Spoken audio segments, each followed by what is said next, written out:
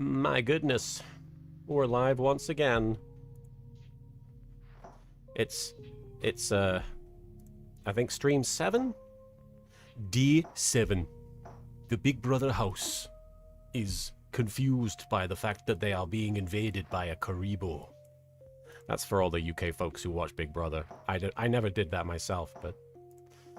Welcome to another stream!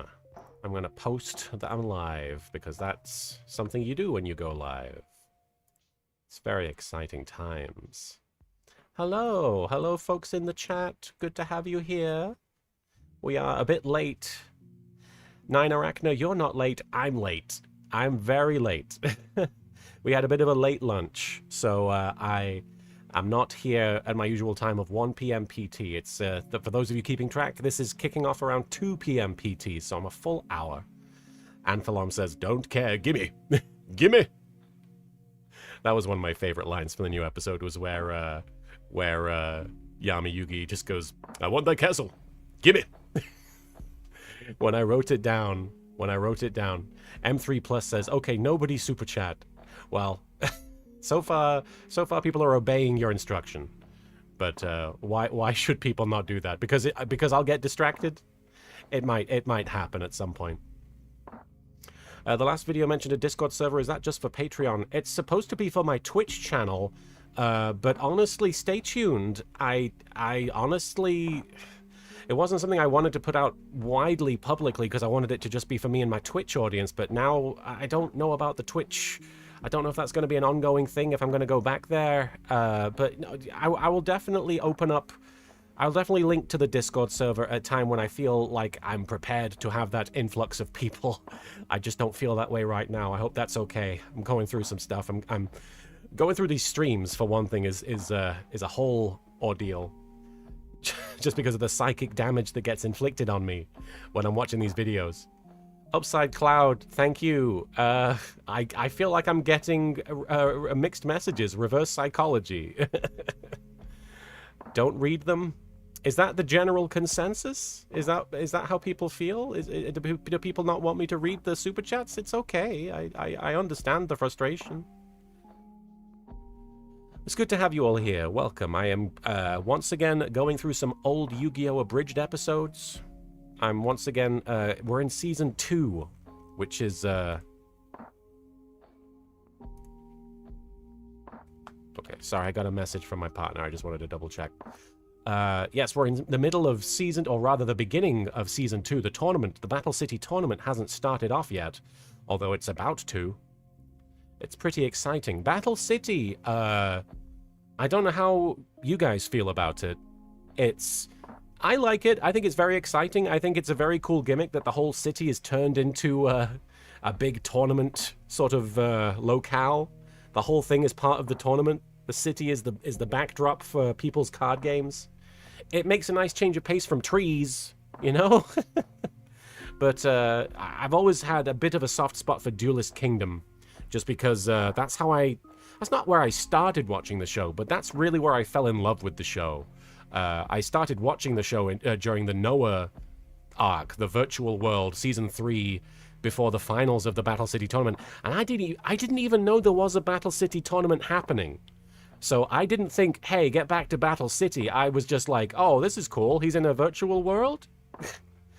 And we're learning about this guy, this billionaire? Is he the lead character? No. Weird. It's good to have you in the chat. Welcome. Violet Raptor. Who's That Mokamon is one of the funniest episodes. Gosh. I think it's been so long that I don't remember it very well, but I think this is the one where Brooklyn Rage starts happening, right? It's nice to see all the people saying B in the chat. I really do appreciate that. Max W27. Hey, Karibo, newest episode was great. Loved the cameo you did for Kaiba Goes to Ancient Egypt. Oh, yes. Solid JJ. That was a real pleasure. Always fun. As the Iron Sheik would say, pleasure for me to be part of that. Yolanator, I'm okay with the super chat readings, but maybe just keep it a short highlights thing, above $20 or something, then a collective acknowledgement in bulk for the others seems like a good balance. Okay. I guess I don't know the usual etiquette when it comes to the super chats. I don't know how other streamers do it. I feel like if somebody has given money and wants to have their message read, I feel bad for not doing it. At the same time, I feel bad for taking so long doing it, but maybe we'll find a nice middle ground. Oh, is that Natalie? Wow, Natalie! Oh my gosh! Yo, I just really quickly, thank you, Natalie Parham. Loved being your Marek on your AvCon Adelaide panel way back in 2011. I still have our photo framed in my house. I have our photo framed in my house. It's on my fridge. Thank you, Natalie. And I hope you're doing okay. I know you had your own experience on Married at First Sight, I believe it was. But I hope you're doing all right. It's really great to hear from you. That's a really positive memory for me. Legit. I was always very excited thinking about that, and I was very, I could tell you were a bit nervous when I brought you up onto the panel itself as Marek, but that was a tremendous experience. It was a lot of fun. Thank you for stopping by, Natalie. Gosh, that is a genuine blast from the past. It's true, Ruth. Yes, this is my first stream as B, although I've been B. Just sort of not publicly. I will read the super chats. I hope you guys are okay with that. I think I'd like to do that. There's just I feel like it gives me a nice sort of palate cleanse between the videos. I don't know if you guys need that. I know a lot of you are frustrated by it, but I personally I think that the super chats are very encouraging, and I think that, and sometimes they lead to some jokes and some laughs. That's a very robust fridge, and thank you for watching Married at First Sight. Gosh, Natalie. I suppose it's a robust fridge with Marek Sebastian Ishtar's bust on it. You guys are very kind. Thank you for stopping by today. Yes, we are going to be watching from episode 28 today, which, as was mentioned before, Who's That Mokemon? Which is... I mean, the title makes me laugh, I have to admit. Honestly, the Mokemon, the Mokuba Pokemon joke, that's one of the only things I remember from it, you know? That's one of the only things I remember about the episode. And I know from my memory that it's a whole opening scene with Kaiba and Mokuba and the surgeon that they're talking to, and it drags on. I remember it dragging on for quite some time. You know, if you haven't learned by now from watching these streams, I am my own worst critic. So if you hear me bad-mouthing any of these jokes or these episodes, it's all in good fun. I'm still very proud of all of this stuff. It's all in good fun. It's not a deep shame that I'm carrying. It's just sort of me being like, oh. I'm sort of looking in the mirror and being like, there's a flaw, like we all do. Uri Black says, Naruto spoof show, please bring it back. I would love to, honestly. I'd love to. One day. It probably won't be in the near future. But, you know, I'm always craving that ninja stuff! Haha! Date Bayo! Date Bayo! Yes, that is true. I am very enthusiastic about returning to the ninja stuff. And I'm Sakura with the girl voice. And I'm not David Bowie. Alright, let me read some of these super chats. Really quickly. I do have to move away from the microphone for the Naruto voice. It's a loud one. It's not fun to hear right in your ear. All right, let me read these super chats. I do apologize. And FMA Nerd, I did read your message before, and I'm so sorry that I'm sorry that I didn't acknowledge it. Thank you for the super chat. Any update on new T-shirts? We need a Grandpa Monologue shirt. You kids these days. There was a Grandpa Monologue shirt back in the day. I'd love to bring it back. No update currently, but I will let you know when we know something. Thank you for checking in. Really quickly, I swear to God, I'm going to read these super chats. It's going to happen. I'm slowly gravitating myself towards them, and then we'll watch episode 28. Who's that Mokemon? It turns out it's Mokuba, by the way, and he's a Baniri. Hey, Demon, great to have you. Thank you so much for being here. Yes, you're not late. If you're showing up now, I'm the one who's late. All right, Upside Cloud says, don't read the super chats. What I'm going to do is, instead of saying thank you for the super chat, which I think takes everything, it slows me down, I'll just say thank you, and then I'll read the message. Black Butterfly, the Apex. Thank you, but gosh, I'm so sorry to hear. Really, I wish you had saved your money, honestly. You didn't have to give anything if you're in that situation. Please, take care of yourself. 100%. I'm so sorry that's happening. I know that's awful. Please hang in there. And I hope that something happens I hope that you're able to get help. Zelda G Jet. Mine would just ask for more, and thank you, by the way. Mine would just ask for more Joey and Frieza. Okay. Hey, Frieza, my old androgynous friend. How's it going? We've had a long-standing friendship at this point. Yes, Joseph Wheeler. The filthiest of monkeys that I've ever met, and yet somehow have established a bond with. Yeah, we go way back, me and Frieza. He once took me to some planet that he didn't even know the name of, and he blew it up just for my amusement. I was like, hey, look at those guys. That planet is destroyed now. Yes, that was Planet Brooklyn. Planet Brooklyn? Yes. I thought that you would enjoy that because you have such anger towards Brooklyn. You're always going, Brooklyn rage. No, man, that's not what I meant by that. The Brooklyn rage is my anger, and I'm from Brooklyn. Did you kill my home planet? Oh, I might have destroyed your home planet. I'm sorry, Joey. Does that give you Brooklyn rage? Yeah, it gives me Brooklyn trauma, actually. My entire home planet is gone. Well, now you know what Superman feels like. How does that feel? How do you know who that is? Okay, there's some Joey Frieza for you. Gunpla Freak 84, thank you. Can you say hi to my best friend Tim as Bakura? Hello, Tim. Well, which Bakura? I'm going to do both. Hello there, Tim. This is Rio Bakura, and I think it's smashing to meet you, even though I'm not meeting you. I'm saying hello to you, though. Hello. It's just proper etiquette. And this is Yami Bakura. That some people in the fandom call Akethia, which is not canon. And I want to say, hello, Tim. In the most sinister manner possible. Hello, Tim. Yuri Black, thank you again for the super chat. And I've said it again. The Naruto spoof, yes, I'd love to bring it back. Natarai, thank you. Loved being... Oh, it's Natalie. Thank you for... Yes, thank you again for the super chat. And thank you for being the Merrick on my panel. And I hope you're doing well, Natalie.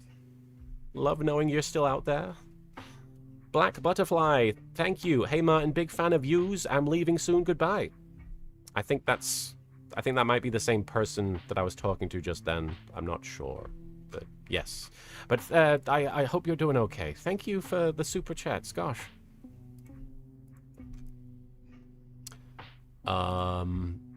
Evan, thank you. Been watching since I was 11. I'm 28 now and have loved everything you've put out since. Brooklyn Rage was my introduction to the series, and I legitimately thought you were the real voice actors. It's weird how common that is, that people think that my show is the real Yu-Gi-Oh! It's not. I feel like that should be self-evident, but it sometimes fools people. 16 Elzab Blaze Backwards. I was watching an episode of Shooting Stars on Dave the other day. I had the baby. Ooh, baby. Yes. George Dawes.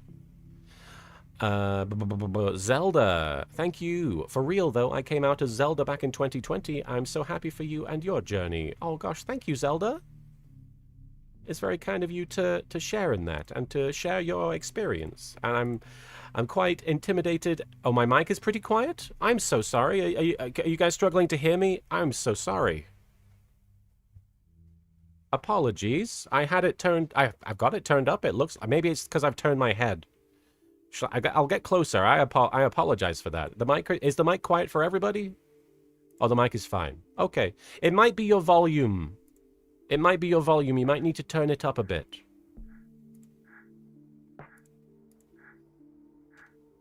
Sorry about that. Hey, a bit more, Dave. Well, I'm glad the mic is sounding okay. That's the important thing. All right.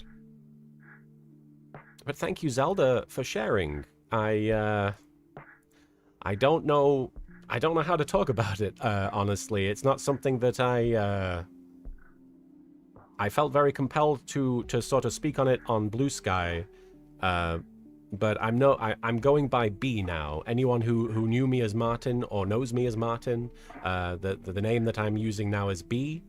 My pronouns are now she, her. That's what I'll be doing. That's how I'll be asking to be referred to from here on.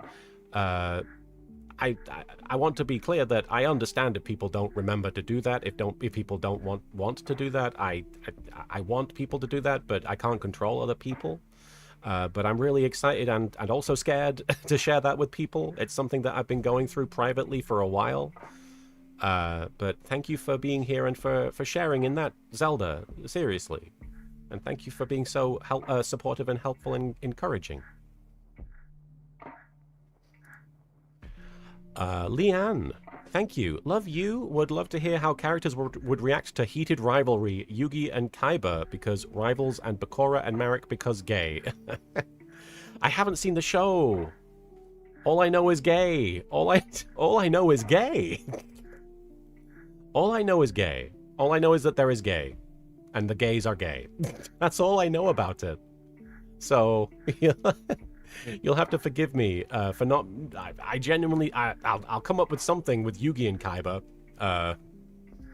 Yes. Heated rivalry. This is what you and I have, Kaiba. This show's about us. I've seen this show. It is not about us. I can assure you. That is... I've never played hockey in my life. Come on, I've seen you on the hockey field with a stick. I've seen you doing it. All right. Apologies, I'm getting messages. Brett, thank you. Binge watched all 6 streams this week. Thanks for all the laughs. My favorite episode is 46, Melvin. That is absolutely something that is an episode I struggled to get on with because it's the season 2 finale, and I genuinely wanted it to feel special. And looking back at it, I don't think it's... I think people have fond memories of the Marek and Bakura stuff, but the rest of it, which isn't much of it, but the stuff surrounding it with Yugi and friends and everything, and all the stuff about the prophecy, the stuff that I sort of injected in there, it's weird. I don't quite know what I was going for, but it was honestly, it just wasn't what I wanted it to be. But I'm happy that people like it, and I think people enjoy the singing. But yeah, the opening lightsaber fight, pretty cool. It's also just the same shot of them hitting each other with lightsabers over and over again. So it's cool for what it is, but I don't know. Was I going for that? I don't know. I wanted it to be funny and memorable, and I don't know if it is. That's my feeling. Apologies if you disagree, but if you like it, if that's your favorite episode, I have more power to you, Brett. Ryan, thank you. Remember the Evil Council panel at the NC Con you did 10 years ago, and the guy who said, "Go OJ" on their asses. Good times, good times. I'm gonna be honest, I don't know what con you're referring to, and I don't remember that. That's not something I remember. Oh, the Dragon Force, yes.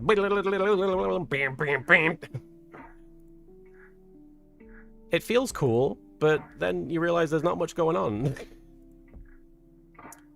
Matt, thank you. And you told me to read all super chats except this one, so I failed you.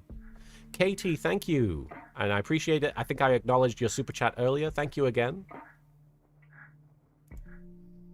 Impler.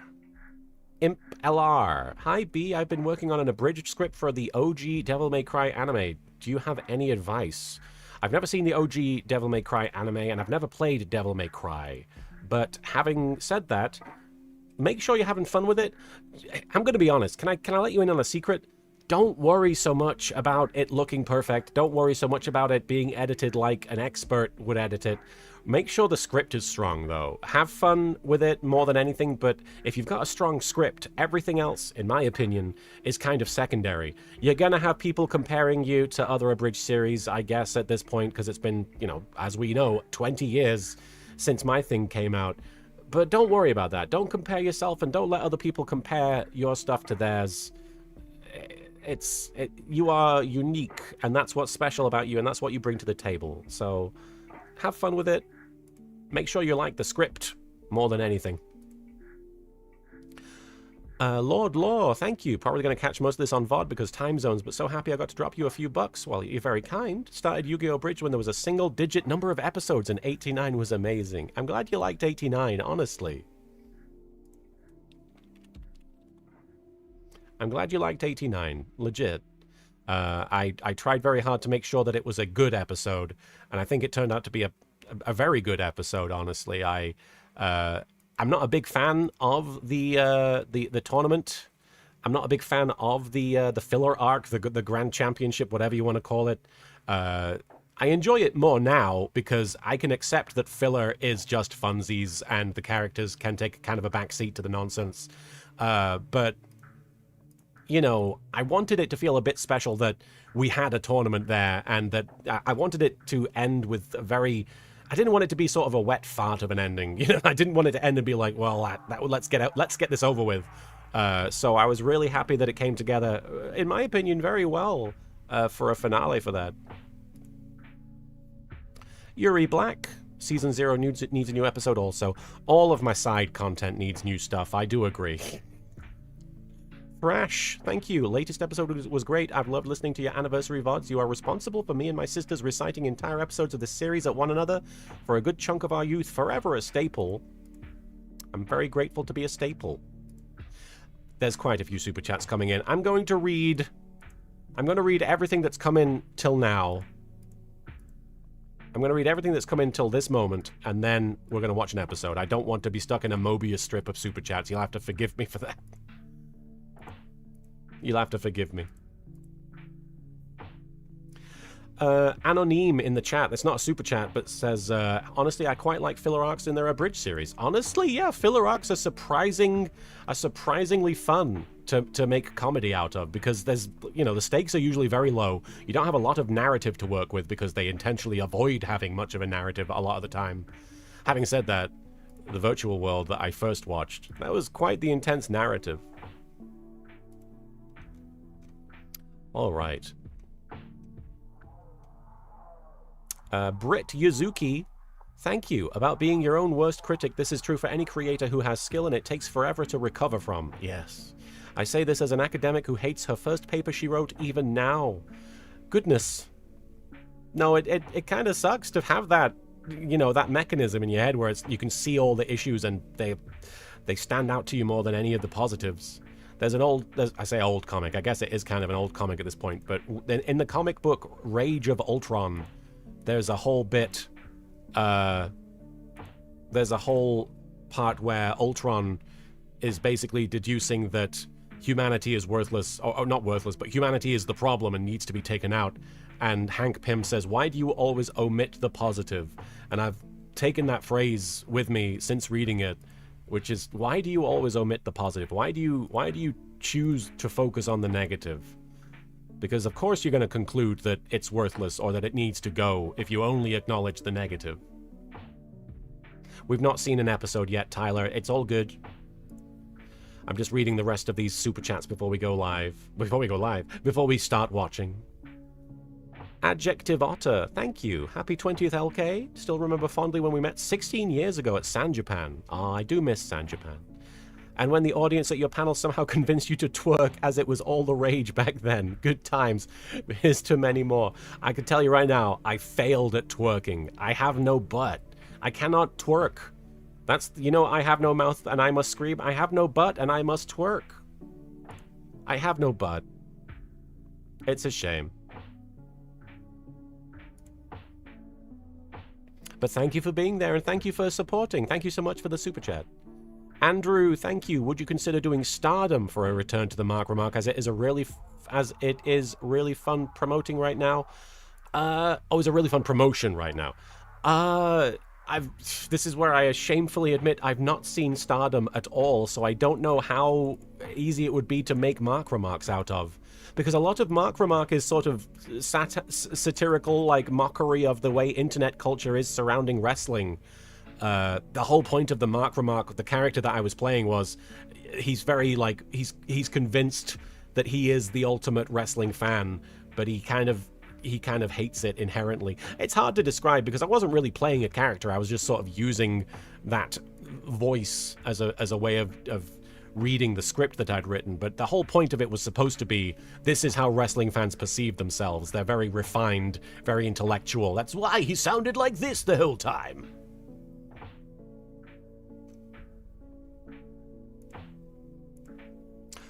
Jessica, oh sorry, Adam, thank you. Since not everyone who works with Team 4-Star gets to do it, can you do an epic Kamehameha as Yami? Okay, I'm gonna have to back up from the microphone, but let's see if I can do anything. I don't know how, I've not seen enough Dragon Ball to know exactly how this is supposed to go, but I'll back up from the mic. Card games, hard games, ha! Did that come through? Did you hear that? I don't know how good that was. As loud as possible. It would get muted. You wouldn't be able to hear my voice. Did anything come through? Page here. Jesus. Oh, Linkara in the chat. I didn't spot Linkara. Big Show, you need to stop playing a character. I'm having fun. I enjoyed that. That was such a random snippet of Big Show yelling in the ring. I'm having fun. That I dined out on. As well as the Big Show. Jessica, thank you for the super chat. Thank you for YGO Abridged and for doing the audio description for the Disney Star Wars films. Yes, I'm very grateful for the opportunity to not only work on Star Wars, you know, peripherally using doing the audio description for the movies, everything from Force Awakens onwards. I'm also obviously very happy that those tracks help people who are visually impaired able to experience the films. It allows them to experience the narrative and to watch them and hear it through my voice, what's happening in the Star Wars movies. Dragon, Berrymead, thank you. If you could create a wrestling stable with you and 4 YGO Abridged side characters, who would you pick? Well, Tristan, because his voice gives him super strength. Yami Marek, because he probably has some variation on a bear hug that would work really well as a finisher. Odeon, because, I mean, just pure muscle. I can't think of another character in the original Yu-Gi-Oh! That has as much muscle. And of course, well, there's one more, I guess. Ishizu, because she'd be able to predict the outcome, and we could just avoid any losses. Janie, thank you. OMG, welcome to the club. So happy for you and your journey. No wonder I've always enjoyed your humor. Well, you're very kind, Janie. It's not something I've always been super aware of. It's not something that I mean, it's kind of always... I don't want to go too far into it. It's a very recent thing that I've talked about openly. And I don't know how comfortable I am sharing very intimate details on one of these streams. But it's something that I've been aware of specifically for a few years now, and I've been experiencing things in my private life and exploring things, and I'm very happy to be B. I'm happy to be B. Prasakor, thank you. Congratulations on releasing episode 89. Thank you. I hope you enjoyed it. Alexander, thank you. And you've just written hi with a wave. Hello. Bandit Keith, I suppose. Although if Bandit Keith is Canadian, he'd be a great wrestler. That's just the truth. Mystic, thank you. As someone who is still experimenting with my gender presentation, I wish you all the best for your journey, Bay. Oh, you're very kind. Trans butts are human butts. Yes? Thank you so much. I wish you well. I know that it's an ongoing thing. It's a journey that, you never necessarily reach the end of, but I'm very happy to be on the journey, and I hope that your journey goes well from here on yourself. Thank you. Edurardo, thank you. I watched you when I first moved countries when I was 12. Now I'm 32. Your videos helped me learn English since I would watch them religiously. Thank you so much for years of entertainment. Thank you. That is... so many people come to me and say that my show has helped them learn English. And I'm glad that that something... I mean, beyond laughter, I'm glad people have learned something from my show. I'm glad people have gotten something out of my show constructively. And a few more super chats, just 4 more that I'm going to read, and then we're going to watch an episode. I'm sorry for the wait. Wumbo, thank you. Do whatever you feel is right. With the super chats, you obviously care about acknowledging them and totally valid, and shows that you have a real appreciation for your fans no matter what anyone says. Oh, well, I mean, yeah, I just would feel bad for people to give money and then write something out for me and me not to read it. It just seems like a basic courtesy, but I honestly don't know how other streamers tend to do it. I might be doing something completely stupid. Narrative Gamer, thank you. Thank you for the 20 years of YGO Abridged. Love the new episode and also your work as Freezer with Team 4-Star. That's stupid. You're stupid. Stop being stupid. Still lives in my head rent-free. Thanks for the streams. It's been fun. I'm glad that you've had fun. I'm having a good time too. Ant Demo, thank you for the super chat. Little Karibo, she's one of the most powerful creators in all of YouTube. I don't know how true that is. But thank you. And thank you for the super chat. And Brett Metzger, thank you for the super chat. You're too hard on yourself. It's fantastic and funny. Well, Brett, I'm glad you like it. Eventually, we'll get to episode 46 Melvin in these streams, probably in about 7 or 8 of them. And we're going to hear my opinions of them in retrospect. All right. We're calling it on the super chats for now. I'm going to jump back into them after we watch this one. But let's watch episode 48. No, I've gone way ahead of myself. Episode 28. It's because I was thinking about the Melvin episode. Let's watch episode 28, entitled Who's That Mokemon? And of course we know who that Mokemon is. It's Mokuba. Obviously. Duh. Now, we were having issues playing videos last time when I was trying to show you guys my new episode. I don't know if we're going to have problems again. I would hope not, but you never know, so bear with me if we do have any issues. All right, so we're going back to some old episodes now. We've gone from episode 89, which we watched a couple of days ago. It's Moku Bear. We're going from episode 89, which we watched a few days ago, to 28, which seems a fair ways into the show, but it's an abridged series, so 28 episodes is really, you know, not a super lot of content. I still hadn't learned how to edit, but we were getting to the point where I was starting to figure things out. Like, in about 5 episodes' time, you'll notice that lip flaps start happening. So this is going to be interesting. We're going to see whereabouts I actually start trying to edit the show like it's worth editing. One of the reasons I started doing that is because of Team 4-Star. Let's acknowledge right now, around this time, Team 4-Star, and obviously various abridgers had existed before Team 4-Star, and they were kind of a conglomeration. They were kind of a union of various abridgers from their own individual series. Kaiser Neko with his Lupin the Third, Lanny Pator with the Yu Yu Hakusho, and Takahata 101 with the G Gundam. All united to make the DBZ Abridged that we all know and love. And it was around this time that it started happening. I don't know if it was here specifically, but this was when I started upping my game. I was like, if I don't edit, then I'm going to get left behind. Linkara in the chat. It was around this time that I started watching it with Kaibas in the 4 months since the last episode one, being the first new one that came out for me and my brother to see. Yes, that was a wild line to hear, watching these in sequence. In the 4 months it's been. Like, what? Oh.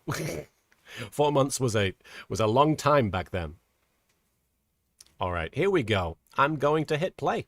Previously on Yu-Gi-Oh! The Abridged Series. Now that's a very straightforward Yami-ism. Those little clips at the beginning, I call them Yami-isms. Which is, I don't know how other people like to refer to them, but whenever I write them in the script, I'm like, the Yami-ism for this episode. And of course, the reason it's just a previously on this time is because it is going... This is something that's interesting. I felt compelled, after cutting off Kaiba's finger in episode 27, to explain why he has his finger again, because in my head I was like, otherwise it makes no sense. But of course, it makes no sense either way. He lost his finger. It got cut off in a helicopter and fell thousands of feet to the floor. Don't forget to register and pick up your dual disc, because exactly 1 week from today... Ah, my finger! An edit so good we had to see it twice. Oh. It came clean off! Came clean off. Somebody call an ambulance! Thanks for fixing my hand, Doc. And we're right into Season 4 footage. This is footage from Kaiba versus, not Raphael, Alistair. And the reason it's cutting to Season 4 footage, which is wild, is because... this is one of the only times where Kaiba and Mokuba are sort of standing like this that I could think of. So, yeah, here he is with the brand new dual disc system, his Season 4 outfit. I'm not sure how you did it, but my finger feels good as new. It's not really that complicated. We just replaced your finger with a synthetic replica. Did you ever see The Empire Strikes Back? Oh, there it is. Someone in the chat was like, it's no big deal. Did you ever see The Empire Strikes Back? And I was like, what? Oh. No, I don't watch crap. Oh, my. I just was talking about how I do the official audio description for Star Wars. And Kaiba's like, fuck Star Wars. By the way, did you find out what's wrong with Mokuba? Well, we ran some tests on your brother, and it seems he's going through Japanese puberty. Okay, so this joke about him being a Pokemon, this joke about Mokuba being a Pokemon, specifically is a reference to the fact that I think I had just recently learned that Tara Jane Sands, a tremendous voice actress, voices lots of Pokemon, like Bulbasaur, right? Right? And so I was like, oh, of course, Mokuba, we have to acknowledge that Mokuba is a Pokemon. And so I guess the way I wrote it into this was like, yeah, he's going through Japanese puberty? What? I couldn't explain it. Oh my god. Does that mean... Yes, What is that voice? Yes. afraid he believes that he's a Pokemon. Mokuba, speak to me. Bulbasaur!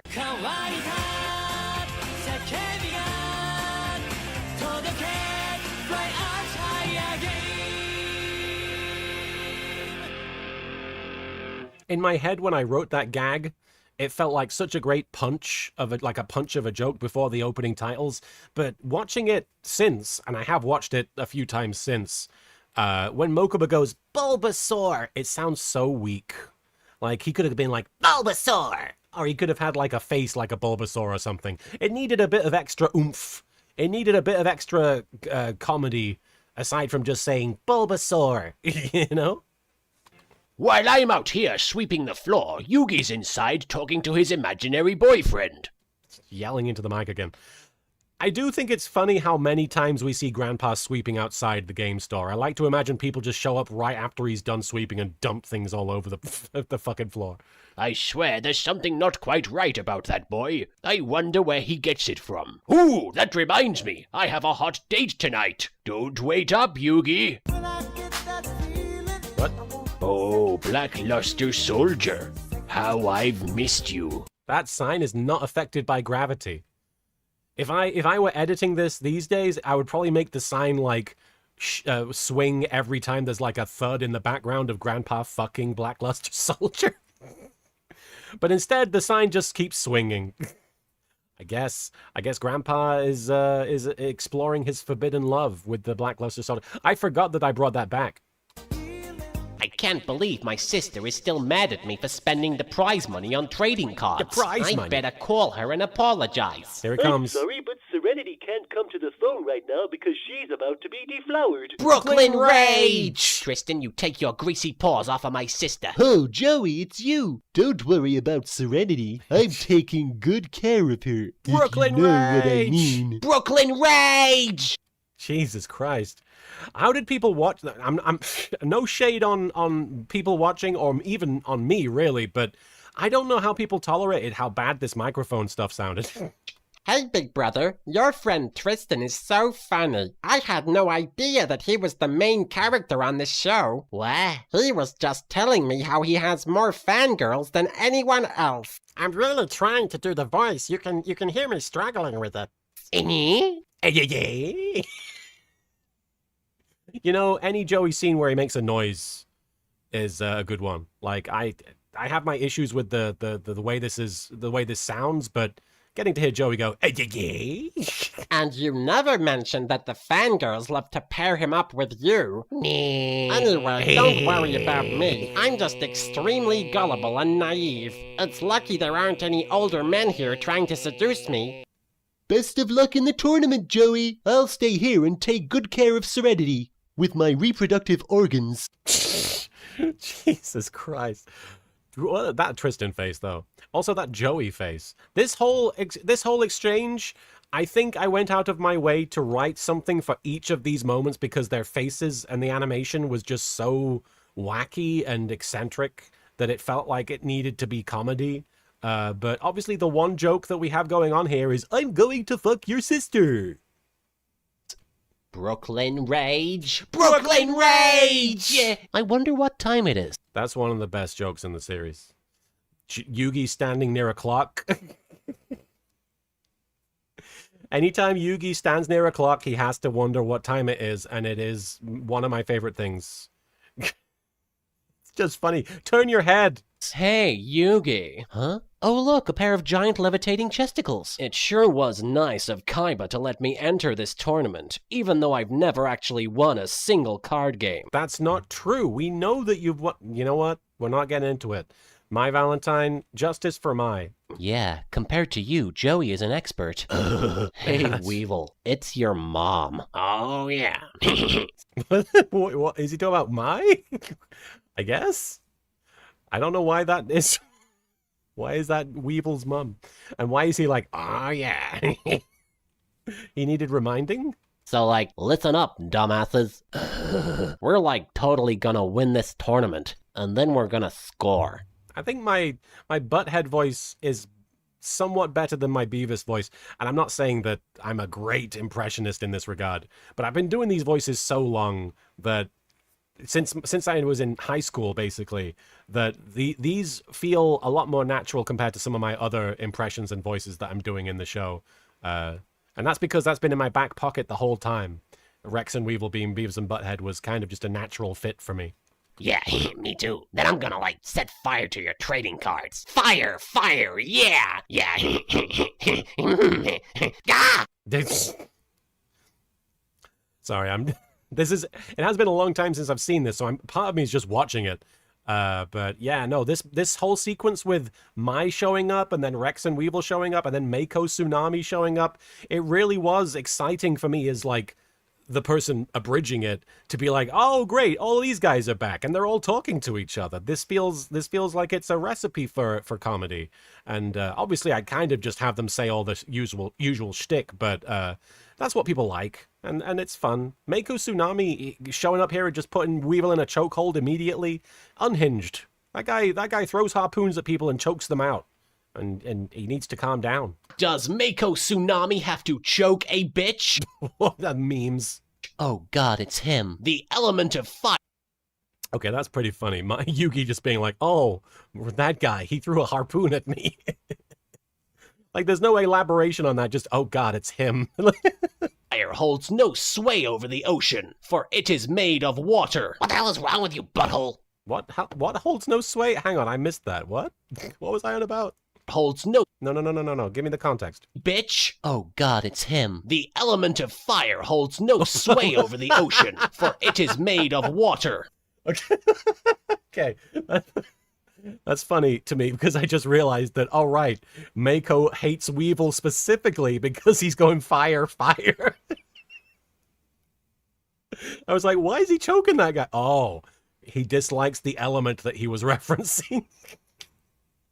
What the hell is wrong with you, butthole? You almost killed me. Do not play in the ocean unless you wish to drown. Yeah, everybody knows that, dumbass. The ocean and I have an understanding. She allows me to date other large bodies of water. Ah, he's in a polycule with the ocean. Trying to think what that would be called. You know, the polytoad is a water type, and he's probably poly as well, so... It's all coming... And this is a Pokemon episode, so it's all coming together. But the ocean is my one true love. Dude, you scored with the ocean? What a freaky fish guy. I am not a freaky fish guy. I shall murder your entire family for saying that. Ah, get off me, fart knocker. Greetings, duelists. Oh, man. No, this is fun. Sorry, I'm enjoying it. I'm enjoying just seeing these characters because they don't get to interact, like, ever. Like, Mako and Rex and Weevil, what a weird pairing of sorts. I am Seto Kaiba, and this blimp is roughly a third the size of my ego. That's an easy joke to make about Kaiba, is something big is there, it's the size of your ego, Kaiba. I feel like that's a joke we made in the previous episode with his face on the big screen. Like, it just seems to be a pretty typical joke I used. My company has taken control of the entire city in order to host a card game tournament, putting several hundred people out of business in the process. For those of you who don't know the rules to Duel Monsters, I shall now explain them to you in detail. You start off by shuffling your deck. Is he actually going to explain the... Sorry, I'm just imagining, and this is probably what I was amused by at the time, but I'm imagining, like, just people going about their business in the city, and then suddenly there's this giant blimp with a guy on it explaining the rules to a game. What would you think? What would you think of that? How would that be? I would be baffled. Boring. Oh, that's right. Someone is very bored by it.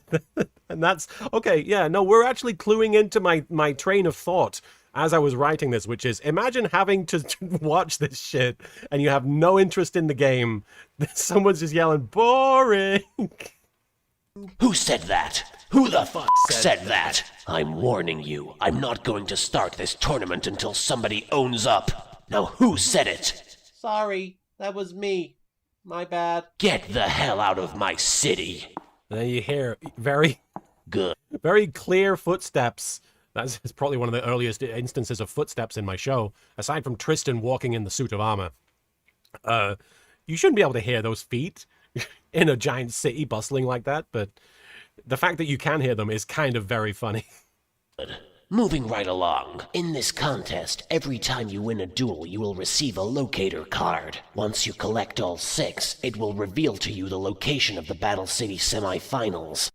That seems really easy to abuse, honestly, that the way the locator cards work. If it's just an image on there, like, surely even if you only have one piece of it, you can kind of deduce where in the city it is. Like, I feel like that would be hacked, like, immediately.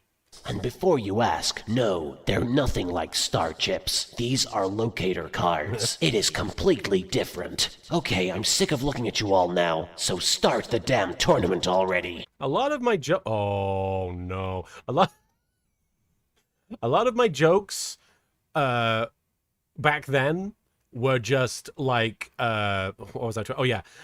Like the Dungeon Dice Monsters is the same as Duel Monsters joke, and then the Star Chips are the same as Locator Cards joke. It's not true. It's not true. They are evolutions of those. That's how these things work. Like they come up with a concept and then they do a twist on the concept in the next season. Like, it's not really a criticism. It's just people acknowledging it. So yeah, this is this footage. I'm actually struggling to genuinely remember what this is. I was cast in a machinima? Is this Halo? No, this isn't Halo. This is from some machinima series that cast me, and it was weird because I remember recording for it, and then they got back to me and they said, "Can you make your character more Asian?" And I was like, "But I'm not." So this what is this? What is the game? Yeah, Eden the Zang Chronicles, I believe is the name of the machinima, and I'm one of the characters, and at the time it was very exciting to be in something like this, so I wanted to acknowledge that I was doing other voice work And so this is a clip that now exists in here, and I assume it's him saying "You my Wang G," because that was the big catchphrase of something of the show. I can't explain because I don't remember it. You my Wang, G? Yes, I am Colonel Wang. Can I touch you? It's It is funny because Wang means penis. Brooklyn Rage! What do you... No, that wasn't me. Not in that clip. Those two characters were not played by me. But that was, I guess, the one funny moment from the video that I could use without any context. Want Joey Wheeler? I'm here to get back my Red Eyes Black Dragon. Joey, what the hell are you doing? This cape-wearing creep stole my Red Eyes, and now I'm gonna make him pay. Sweet. I've always wanted my own Red Eyes Black Dragon. What the hell? So yeah, I guess... Did I really establish that Rare Hunter is the guy that took Joey's thing? It was kind of vague in the actual episode because I cut through the card game part of it, which is already pretty brief. So it's hard, like, even watching this now, I'm like, is that the guy that took your Red Eyes? Yeah, it is. I know that, but... Joey, you must let me duel him in your place. It's my destiny. Probably. But Yug, you're gonna make my character look like a total bitch if you do this for me. That's just it, Joey. You are a total bitch. I disagree with that statement, and I feel like that's way too harsh, even for the sake of comedy. But let's see if it goes anywhere. God, you are such an asshole. Okay, but... Talk to the hand, bitch. Okay. So we're just doubling down on them insulting each other. It's funny because he holds his hand up and goes, "Talk to the hand, bitch," I guess, but... It's the Exodia Necros guy. So, the great No, Exodia Necros is Gozaburo. This guy is just Exodia, right?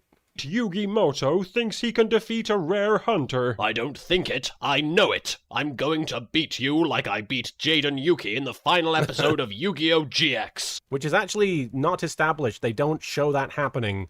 But I think that this might have even been around the time where that was, relevant because 5Ds was just starting, so GX would have just been ending. I personally believe Yami Yugi did beat Jaden because watching how that duel plays out, I don't know how anything else could have happened. But it is the kind of thing Yami Yugi would do. He would absolutely be like, "Yeah, I won." Spoilers. But that duel had no conclusion. That's because... No conclusion, you see? When I won, Jaden started crying like a little baby. It was so embarrassing that the network refused to show it. That's why I never work with amateurs. Jeez. I mean, for the record, I don't believe that that's what happened. Obviously, it's for the sake of comedy. But Yami Yugi dissing Jaden, I want to acknowledge that, yeah, there is a running joke about Jaden kind of being the butt of all the jokes. And my perspective on that was that Yami Yugi in the abridged world would resent Jaden for basically taking his job because now he's not the protagonist anymore. There's another protagonist. So as far as Yami Yugi goes, that guy is a dick. That guy is the problem. And I didn't really put much thought into it beyond that. And I want to acknowledge that, there were a lot of GX fans that were very upset the way I would talk about Jaden and GX specifically. And I didn't recognize the amount of influence and, potential for deconstructive comedy. Even if I just look at it as comedy, it still has the potential to really hurt the reputation and the conversation surrounding that show. So the fandom suffered as a result of me cracking a few jokes, and I do feel bad about that. I don't want people to think that I'm like, who cares? It's not a big deal. It is a big deal. People wanted to be able to talk about a show that they loved, and it was harder because of some of these jokes. I wish I'd been a bit more creative and subtle with it, but instead it's just Jaden, lol. Why is that there? How That's from Captain Scarlet and the Mysterions. very fitting that Yugi is competing in the first duel of my tournament. It's only a matter of time before he and I face off against each other again. After all, It's the cyborg lesbians room. I just realized.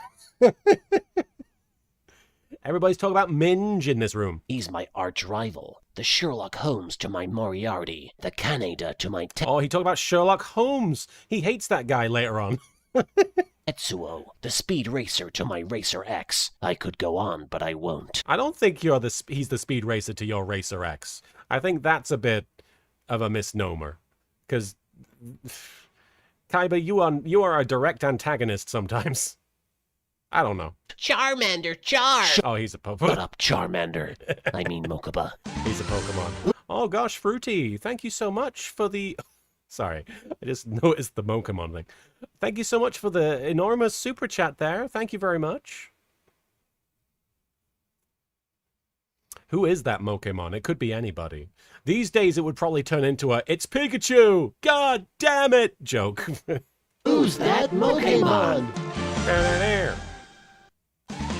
It's Baneri. Baneri! We need to bring more Pokemon back now. We need to just create every version of every Pokemon that has Mokuba variations. Activating hollow images. Forgot about that. I know, I always, when I saw the dual discs shooting out from side to side like that, I was like, of course that's going to hit somebody. I had a very specific idea in mind when I saw that happening as to how that should work. But I forgot about that sound effect. I say, Oh, there Yugi, he can is. I be in this episode? Oh, bugger! Surprisingly well edited for what I was capable of doing at the time. I think I spent quite some time, probably like a few hours, getting that shot to actually look halfway decent. And it doesn't look bad, it's just kind of stuttery. It's kind of slow. I'm sorry that it hits Rio in the face. He was also the butt of a few jokes back then. And I think I went a bit too hard on him. Be careful, Yug. This guy means business. He wasn't even remotely intimidated by my Brooklyn rage. Joey, stop trying to turn Brooklyn Rage into a catchphrase. It's never going to work. Except it did. And the reason, I want to point out, the reason that he's saying Brooklyn Rage so much, and that Yamayuki says that's never going to catch on, it's because I think I started getting a lot of criticisms, and understandably, from various corners of the internet, that I relied on catchphrases too much. And so I was like, what if I intentionally sort of lampshaded the fact that Joey was trying to make a catchphrase happen? And of course it's a Mean Girls reference as well, when he says that. But it is very funny that Brooklyn Rage, almost more than any other catchphrase, except screw the rules, I have money, is what people take from my show. Everybody loves Brooklyn Rage. I even talked about it earlier with Joey and Frieza. But I'm not trying to... Just stick to saying "nyeh." It's all you're good for. Me? Your friend Me? is right, Yugi. You have no chance against my ultimate strategy. No, I couldn't remember what I did with the Rare Hunter. Obviously, when he first shows up in the previous episode, he's like, "I'm Steve." And I couldn't remember until this moment what I did with the Rare Hunter as a gag. And it turns out I did nothing. I think I just did an impression of what's in the actual show. What is this obligatory over-the-top anime pose? I like the accent on the anime. Why is that there? That's funny. Let me guess. You're trying to summon Exodia, the Forbidden One. No! How does he know? It's a good question. How does he know? I don't think any cards have been played. Well, if I were a generic villain with no genuine backstory, that's what I would be doing too. Face it, Steve, your genericness knows Steve. no bounds. Now, cower before my Egyptian rage. And how is that different from Brooklyn rage? Because I said Egyptian. Go, Alpha the Magnet Warrior! Destroy Steve's life points and put an end to his generic reign of mild terror. Have I said the word generic enough times yet? Yeah, I want to confess to something. I had a webcomic before I made Yu-Gi-Oh! Abridged. I had several webcomics before I made Yu-Gi-Oh! Abridged, and they were all terrible, and none of them caught on. None of them had any kind of audience, really, but I enjoyed doing them. There was a sci-fi themed one where the aliens were called generics, and I actually got an email from someone, and it was spelled a certain way. It was like generic, but it was like a typical gray alien type. And somebody emailed me years later, saying, where did you come up with this name? Because that's the name of my family. That's like my family's name is generic.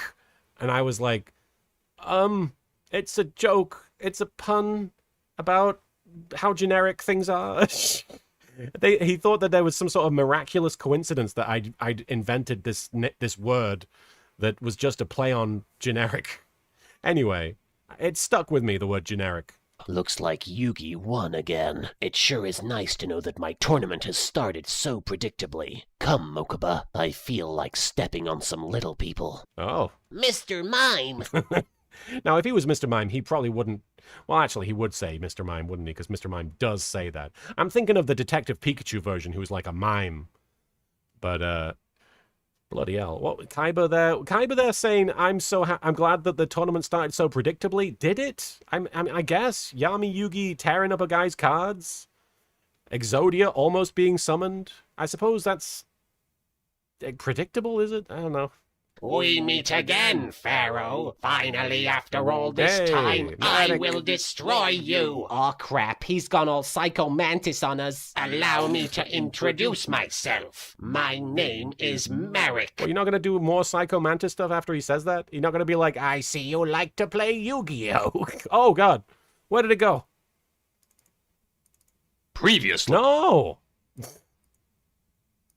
Marek has taken control of the screen. Dishonors. Allow me to introduce myself. My name is Merrick, and I am in charge of the most feared anime organization known to man. And I'm very fabulous, I must say. The Samurai Pizza Cats? What? I mean, I guess. Just plucking references at random there. I like that he's pissed about it, though. I like that Marek's like, no, not the Samurai Pizza Cats. Yes. Wait, no, not the f***ing Samurai Pizza Cats. Oh, that's the F noise. That's the first instance of the F noise showing up in the show. I don't know if those started elsewhere, if I had side videos where I started having Marek censored that way. But the original idea was for Marek to be Quaffio from Perfect Hair Forever. And if you're not seeing it, that's basically Dave Willis as the villain doing a Cajun accent, a sort of a goofy Cajun accent, and the censor sound for him whenever he would swear, it would just go, F!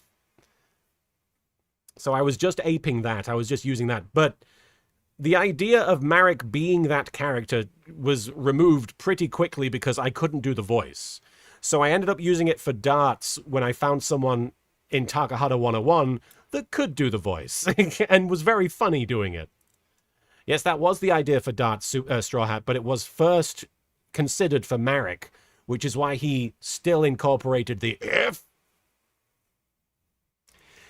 It was me referencing things that I liked and hoping that other people liked them too.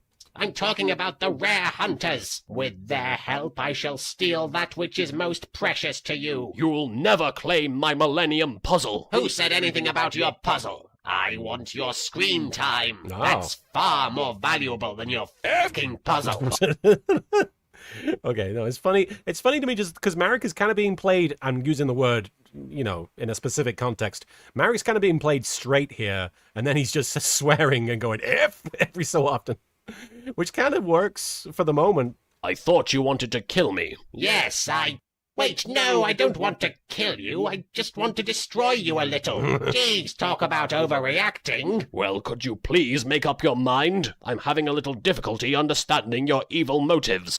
Just telling all the villains to make up their minds is good advice, because all of them have very discombobulated minds. Silence! All you need to know is that I am evil, and I'm going to defeat you. And if that doesn't make you fear me, then take a look at this. Check this out. Yes, you see, Pharaoh? With my Millennium Rod, I can force people to break dance. See how he pops and locks against his will? Truly, I am a formidable opponent. Have I added, like, colored effects, or is that from the actual episode? It looks like there's colors, like, dancing around him. Am I imagining that? Is that part of it? I know I probably should be worried about the music, but... To break dance. Yeah, he's like different colors. Pops and locks against his will. What was I... Is that something I did? How did I do that? Truly, I am a formidable opponent. I could dance like that if I wanted to. I just don't want to. It's a weird ending. Oh, yeah! Who do you call when you want some pepperoni? Oh, hey, is it Go Team Venture? Go Team Venture! I remember writing because back then I would write what reference I would want to make in the created by Little Karibo clip, because I'd come up with the idea and I'd write it down and be like, that's what I'll do. When I get to it, I will edit that together. And I remember writing, oh, they do the Go Team Venture pose. It'll be easy to find footage of Yugi and Yami interacting sort of like the Venture Brothers. And then I spent so much time trying to find a shot of them doing something like that. So when they high-fived, when I found that, it was such a huge relief, because then I could use it for the Go Team Venture joke that I'd thrown together, that I'd thought of and not put any thought into. Oh, Blackluster Soldier. I don't care if our love is forbidden. It's fun. Wee-hee! Grandpa, what the hell are you doing to that poster? The sign. I was just cleaning it with my naked body. You want to help? Not really. Please don't judge me. I'm judging, man. That sign just kept swinging the whole time. When this sign's a swinging, don't come a bringing? I don't know. Which Face Plays, welcome to the chat. Thank you so much for still watching the show, and I appreciate it. Thank you. All right. So that episode was... The amount of times I chuckled, I have to give it up. Like, I thought that episode was going to be shit, but it was not. It was pretty entertaining. It was pretty funny at times. All right. Blackluster Soldier. We are lusting after that Blackluster Soldier. All right, really quickly. I say really quickly. As quickly as I can. Yes, I'm going to drink some water. Good point, CM Punk. And Budabot says, if the sign on the card shop is a moving, don't come for a dueling. Tadashi, good to see you in the chat. Are we doing a rating scale? No, I don't want to rate the episodes. I would rate them all not great. Just because I feel like I've improved significantly. So, A for effort though. Let me read some of these super chats. Oh, my voice is already shot. I do apologize. I'm not gonna there's a lot of super chats. I will read them best. I will read them as efficiently as I can. But there might be some that I'm not able to answer just because of my voice. I do apologize. Let's see. Evan, thank you. One of my favorite lines of the show was Kaiba saying, "Did you just throw a sword through my fucking card?" I like that. That clip gets shared a lot of Yami Yugi, because mostly it's Yami being like, "I orphan," like doing the orphan jokes aimed at Kaiba. But the part where Kaiba goes, "Did you just throw a sword through my fucking card?" He's so taken aback by it. It's a very real reaction. Becca, thank you for the super chat. Hi B, ages ago you and Marin with We're Still Here got me through some very tough times, so thank you for those. Now I'm a girl, so that's fun. Take care. Oh, that's wonderful, Becca. Thank you so much for sharing. I appreciate you. The Bearded Scoundrel, thank you. So glad to see the new videos and old with Return of Spaceballs and its multiverse. Will we see a sequel to the Vagina Monologues? Technically, I've already done one sequel. Probably not. I feel like that's run its course. You know, there's a lot of videos I'd love to make, and just doing another Vagina Monologues seems...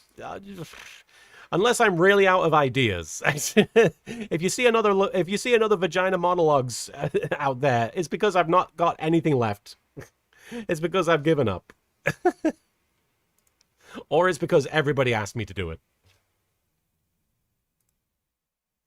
Sir Abrolon, thank you. In Yami Yugi voice, baby, I'm the almighty bitch. I don't know what this is referencing. Baby, I'm the almighty bitch. Huh? Side note, I've been watching you for a long time, and it was a pleasure to meet you several years ago at Natsucon in Illinois. Keep up the laughs and stay awesome. Have I been to Natsucon? Or is this Katsucon? I don't think I've been there either. Have I been to Illinois? I don't know. Would I ever consider doing another deleted scenes montage? It's a nice idea. The funny thing about that deleted scene montage is most of that most of that is just me writing new content and calling it deleted scenes. A lot of it is based on concepts that I had that I didn't write out or flesh out or attempt to put into the episodes. I was at Anime Midwest. I was at some point, I think. Uri Black, thank you. Because shut up. Yes, indeed.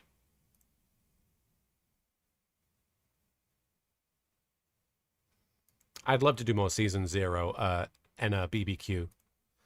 Erin, thank you. I remember meeting you at Anime Weekend Atlanta 2017. Again, I don't think I was there. I don't think I was there, was I? I'm Googling this. Weekend Atlanta 2017.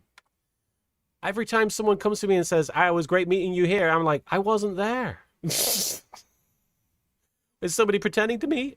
I was at Anime Weekend Atlanta? Was I? Oh, I was. It's on the guest list. Wow, okay. I was there. It was... You'll have to forgive me. I've been to too many. Apparently I was there. Thanks for doing We're Still Here. Oh, thank you, Erin. I appreciated you doing that and the hug you gave me. I've been watching since the beginning. You made me ship Marek and Bakura. I'm glad. I'm glad.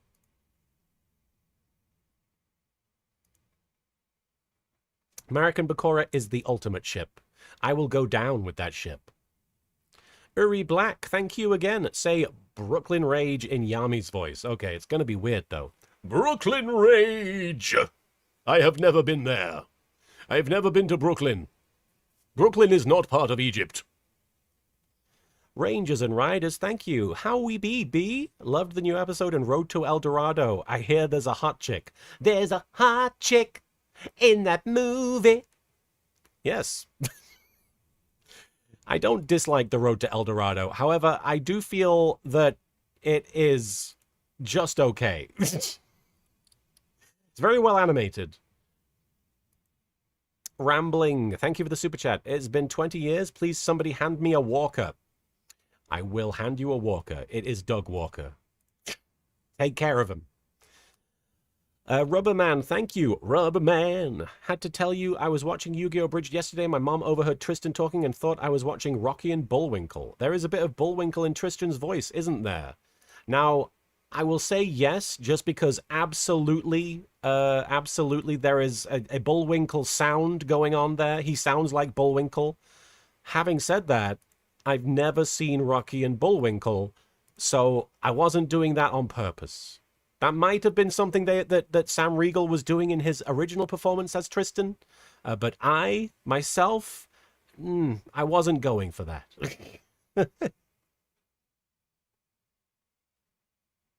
But I do get that a lot. I do hear people say, he's like Bullwinkle, which, you know, it's kind of appropriate. Barney the Dinosaur, yeah, it was a bit more Barney, but it was mostly based on Sam Riegel's original Tristan voice, where he was like, "Whoa, man." Andrew, thank you. OSW Boy Stable. Oh, my boys? I mean, it would probably be, I forget how many people I need, but it would at very least be X-Pac, Raven, Just Joe. My boys. I'm trying to think of another boy. I'm going to throw Baron Corbin in there. He was a boy. Briefly. For me, anyway. Tidy Wire. Oh gosh. Tidy Wire, thank you for the super chat. What color outfit would you want to see Ishizu wear? Well, if you're asking, I would love to see Ishizu in red. I think she would rock it. She would rock some red. Chelsea, thank you. I missed the beginning of the stream, but congrats, B, for the episode and your new name. Oh, new couple name just dropped, B and Marin Cat. Oh, like B and Puppy Cat? What is it? But thank you. I really appreciate it, Chelsea. Thank you so much for the very kind message. I really do appreciate it. Thank you. Take care, Optimal TT6070. Have a good sleep. Adam, thank you. I have to say, I knew you would be B ever since it was revealed that Yami was played by B, and since you voiced Yami, it meant you were B. I'm confused, but... Yami was played by B? You'll have to forgive me, I don't understand. Yes, B and Puppy Cat. It was B and Puppy Cat, okay. I didn't know about Yami Yugi played by B? There's a bee. Brady, thank you. When you finish reading this super chat, you'll have forgotten that you were ever into children's card games, Yugi. Oh no, Marek has wiped my brain of all my card game knowledge. It's okay, there wasn't much in there. But thank you. Yami in B movie. You like jazz? Moonin, thank you. Marikishtar was how I learned to speak English and spoke like that for years, and in hindsight, that's funny. It's okay if you can't pronounce my name if you read it. I did my best, but thank you, Marikishtar, friend of the trans community. A lot of people have spoken to me about how when they were transitioning, doing Marek's voice is a good way of sort of training your voice to be a bit more feminine, a bit more high-pitched. And I always thought that was really wonderful. I've heard that from several people. Jimmy! Thank you. Why did you decide to call it children's card games instead of Duel Monsters? This has been what confused me the most while watching the series. Because it kind of just highlights the absurdity of the concept of the show. To me, the inherent joke of Yu-Gi-Oh! Abridged, and this applies to really any joke anyone tells about Yu-Gi-Oh!, is ultimately that this is all about a card game. All of this, all of the high-stakes, world-ending adventures that they need to save the world and fulfill their destinies, it is being accomplished through a card game. And people in the show don't stop to talk about how ridiculous that is. But I wanted my characters to highlight that every time they talked about it by referring to it as children's card games. Now, there are people out there, I want to acknowledge, there are people out there, and I don't think that they're wrong to say this, who are like, it's not a children's card game, it's aimed at young adults, it's aimed at people, 12 and up. But my argument would be, a 12-year-old is a child, and even like when you're like 14 or 15, even that's kind of child territory. It's aimed at younger people, and children do play it. And even in the context of the show, there's a bunch of kids playing this game. So the game is kind of aimed at children. I don't think that's necessarily a bad thing. And I think there are people who take that as a disparagement, but it's more just to sort of highlight the fact that these things, these problems, these disasters, these evil acts are being resolved through this card game. And I feel like if I just said card game, it wouldn't be as funny or as much of a lampshading of the thing.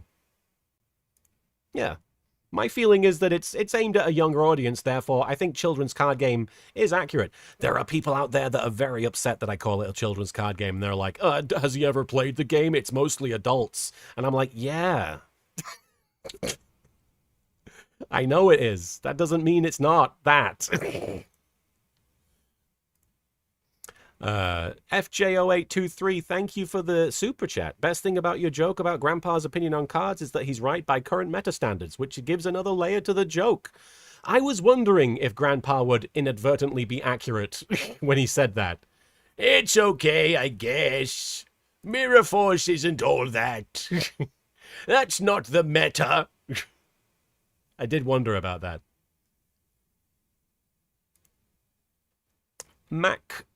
MAQX, Max, I assume it's pronounced. Thank you. Love the new video. Excited to see Bakura make an RPG where Yugi battles with monsters in 3D objects like in Pokemon. Zork and Pal World, if you will. Oh!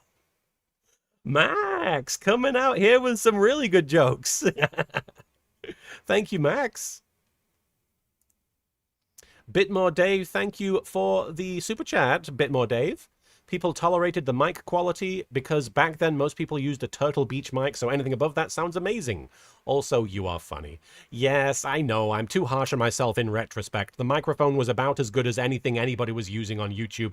People forget that back then YouTube was like anybody's game. Like, these days, the way you make YouTube content and the way it comes out and the way it's presented is very formulaic. I'm not saying that to say that everybody's doing the same thing, but, you know, there's expectations that you have from videos when you click on them.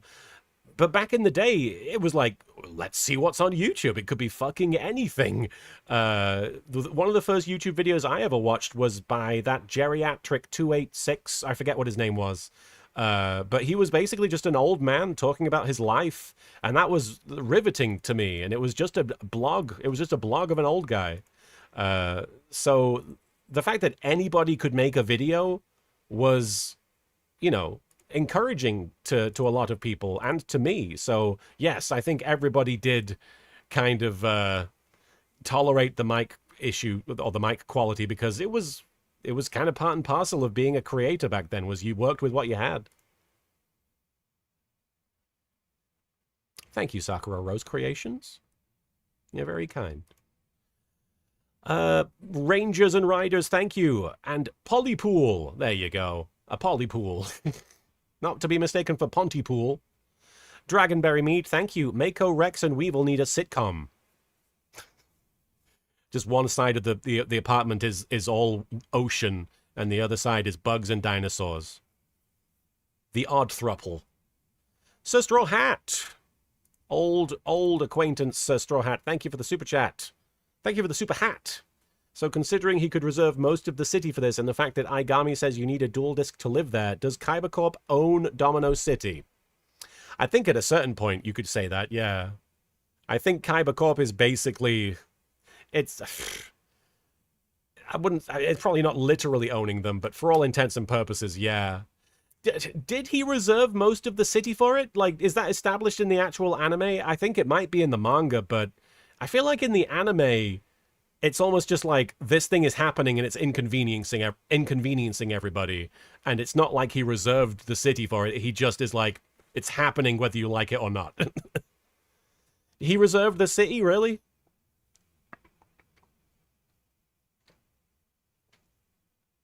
Just drinking some water, sorry. Few more super chats.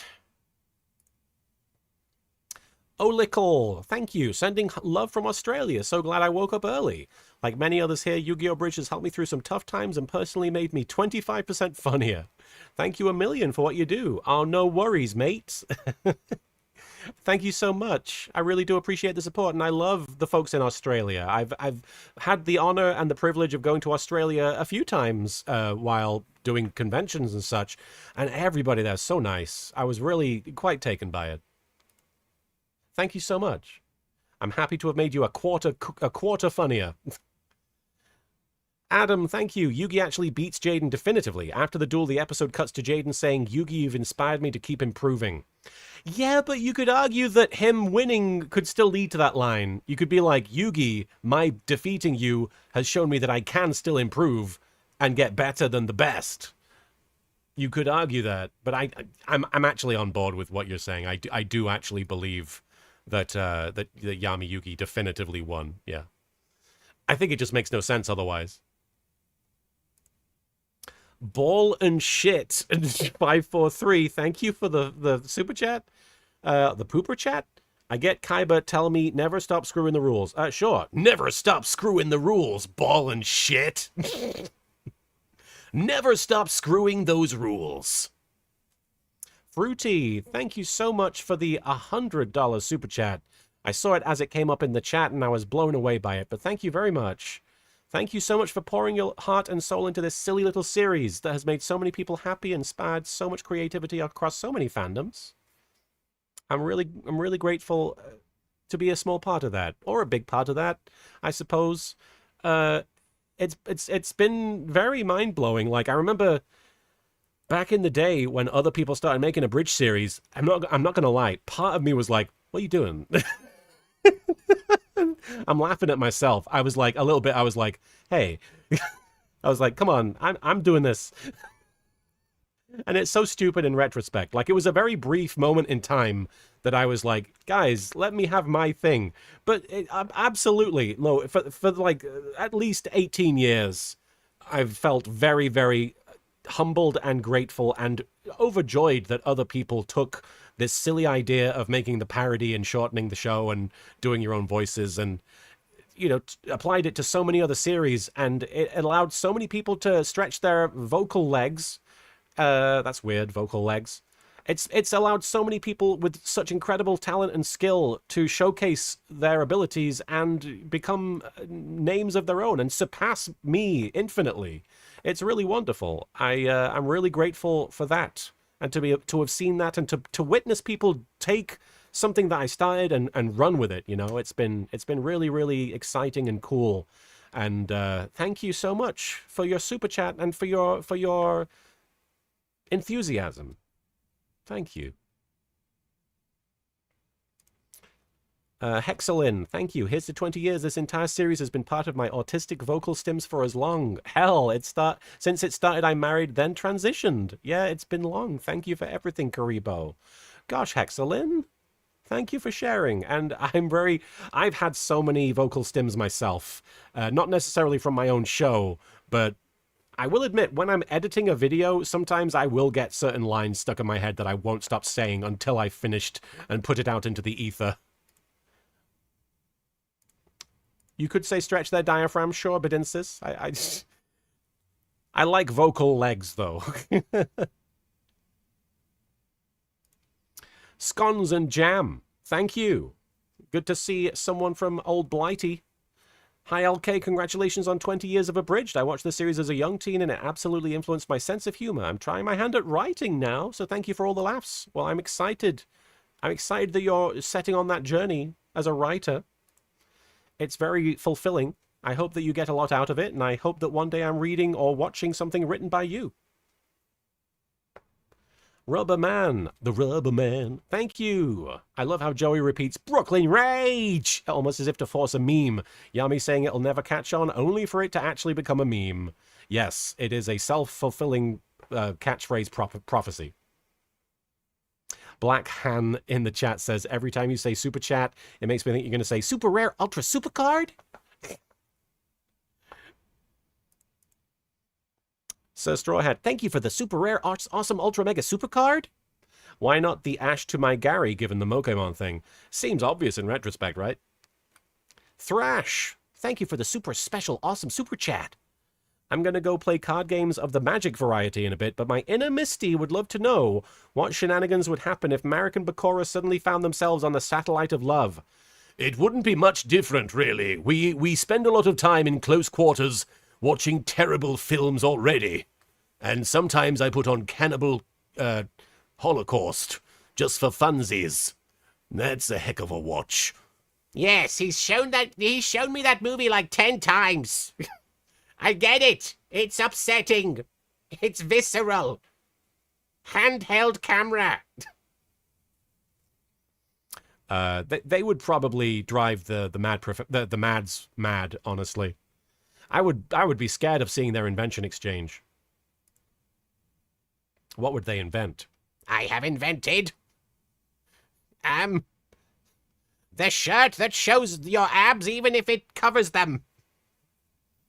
That's just you wearing a shirt and wearing a really tight shirt. Yes, it's a great invention. I gotta drink some water, I'm sorry. Raining Hot Lava, thank you for the super chat. And as you've said, your other username is Full Metal Flame. I do remember you. I'm glad that you got a chance to see one of these live. Thank you for stopping by. I'm sorry, my voice is pretty shot right now. I'm trying my best. I'm going to keep going with these super chats, but we're going to watch a video as soon as I get to the end of this list, which isn't all of the super chats. So you'll have to... I know someone in the chat said, take a shot or something every time B says, you'll have to forgive me. Hi, Twinkle. You want to come up? All right, my cat is joining us for the stream. My cat, Twinkle, our foster cat, is sitting in my lap and having a nice time. She enjoys laying in a skirt. For those of you who are wondering, I am wearing a skirt right now and she is laying in it. and she loves it. Little twinkle. Delta Septile, thank you for the super chat. Thanks for doing the improv Gaston parody lyrics as Mocha before me in the last anniversary stream. It was so hilarious even though you fumbled it a bit. No, I'm sorry. My bad, I should have emphasized the name Seto a lot more than Kaiba. Oh. I don't remember. But I would be happy to try again at some point when my voice isn't shot. Meow. Brr, meow.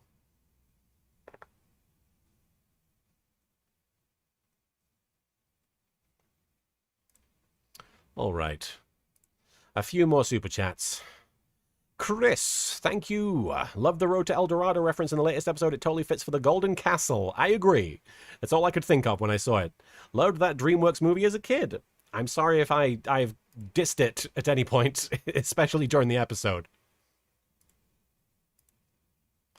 CM Author, thank you for the super chat, and I just want to acknowledge you said give a treat to Twinkle. I would, but I'm in the middle of the stream. I don't have any treats in reach, but I'm petting her constantly, if that helps. Gaming Genji, thank you. Congratulations on the next part of your journey. I wonder if Grandpa Muto has seen the card Super Soldier Rebirth. It shows Blackluster Soldier without his armor. Oh, Twinkle, you're taking off? Okay. A short-lived visit from Twinkle. Super Soldier Armor Yu-Gi-Oh! Super Soldier's Shield? Oh, Rebirth. No, yeah, Rebirth. Let me look at this. Super Soldier Rebirth. He does have his armor off. I didn't realize he was so blue. All right, I guess, yeah, you can kind of see his jammies under there. You see his feet. Oh, Blackluster Soldier, put your clothes back on. You're ruining it for me. It's okay, I guess. Ruby Moonrose, thank you. Loved last episode. Yami Yugi was hilarious. Can't wait for final season. By the way, when Kaiba asks, does that make us cousins? You should have Atem say, yes, but it's not going to stop pride, shippers. Bloody hell. I forgot that he says that in the dub.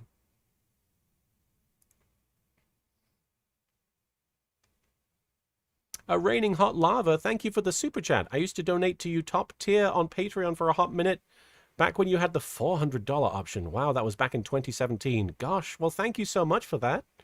So much has happened since then, and I'm now a father of my own. Oh, congratulations. That's wonderful. What an incredible a decade that has taken place since. Thank you. Raining Hot Lava.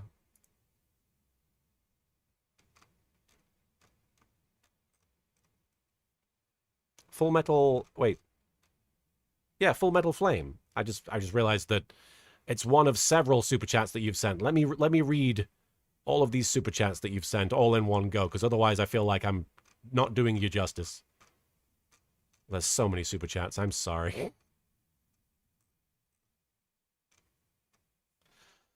Raining Hot Lava says, thank you again so much for reigniting my love of all things nerd when I was struggling to be true to myself in 2011, which is when I discovered you. Sorry I haven't been able to donate in many... Oh, that's all right. It's totally fine. I don't expect anyone to give. I'm always quite surprised and flabbergasted when they do.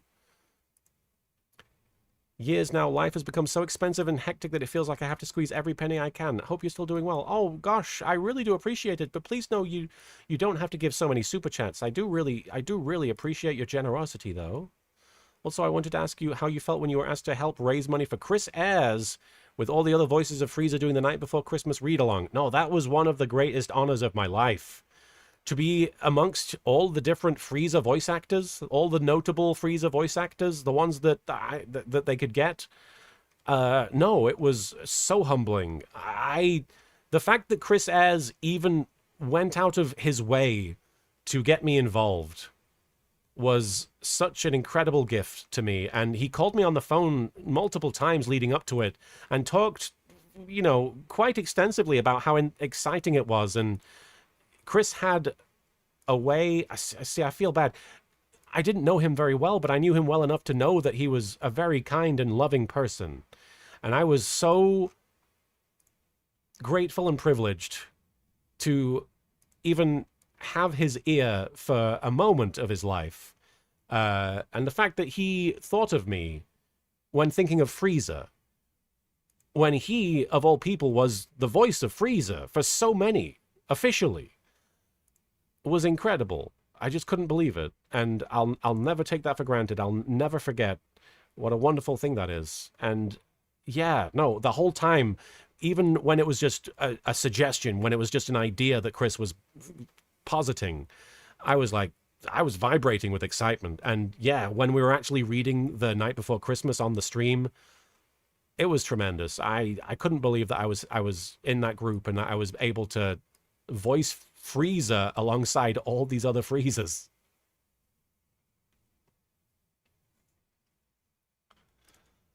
All right, a few more. I'm sorry. Death Shredder, thank you. I think the F noise started with Marek's Evil Council of Doom. I think you're right. Which is weird, because it suggests that Marek's Evil Council happened almost before he was properly introduced in the show. That's what it must have been, right?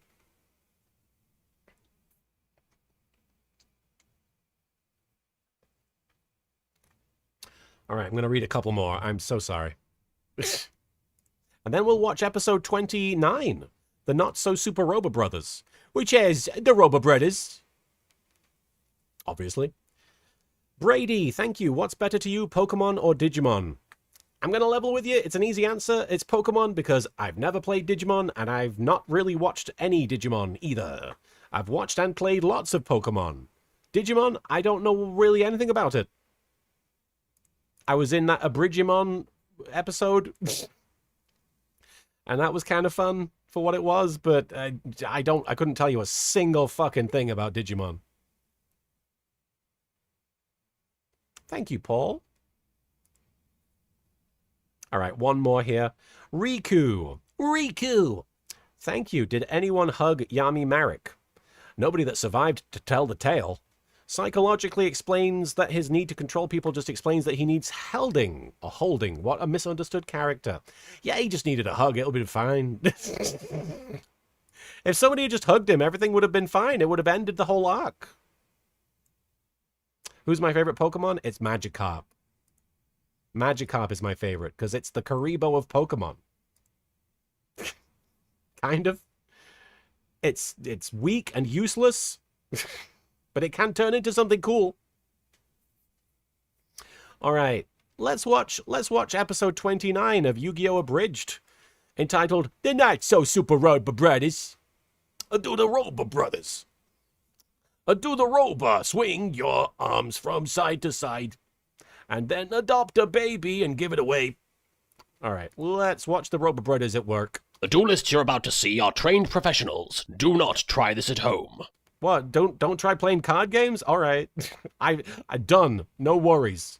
And that's when I finally came to terms with my identity as a woman. Oh, hey, that's relevant to me right now. There are so many lines that are kind of a giveaway for me that people have been finding. Yeah. Anyway, thanks for listening to me, Tristan. It's strange. I feel really comfortable with you. It's like I can tell you anything. Since my parents got divorced, no one's really been there for me. And now that I have you, well, I feel like I'm falling in love with you. Huh? The loudest toilet in the hospital. I'm back! Sorry, I had to go take a dump while you were talking. I don't even remember eating half the stuff that came out of me. So, what did I miss? Are you still blind and stuff? Serenity? Hey, Serenity! Joey's hot sister! Oh, great. Now she's gone deaf, too. I didn't remember any of that shit. Okay. The ending with, oh, she's gone deaf, too. That's kind of funny. She's just pissed. She's just staring at him. This This is getting to the point in the show where it's all going to start feeling very new to me because it's been so long since I've seen it. I think is this the episode with Ash? Oh! Is this the episode where Ash Ketchum shows up? No. Is that this one? We're going to keep watching.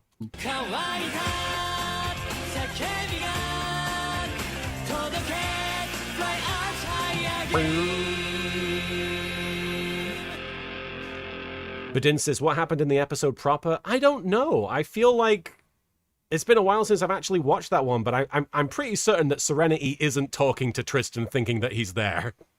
Oh, the Joey versus Weevil one is the one with Ash Ketchum. Okay. You're finished, Rex Raptor! Good God. Yeah, no, the... Esperoba. I enjoy this character.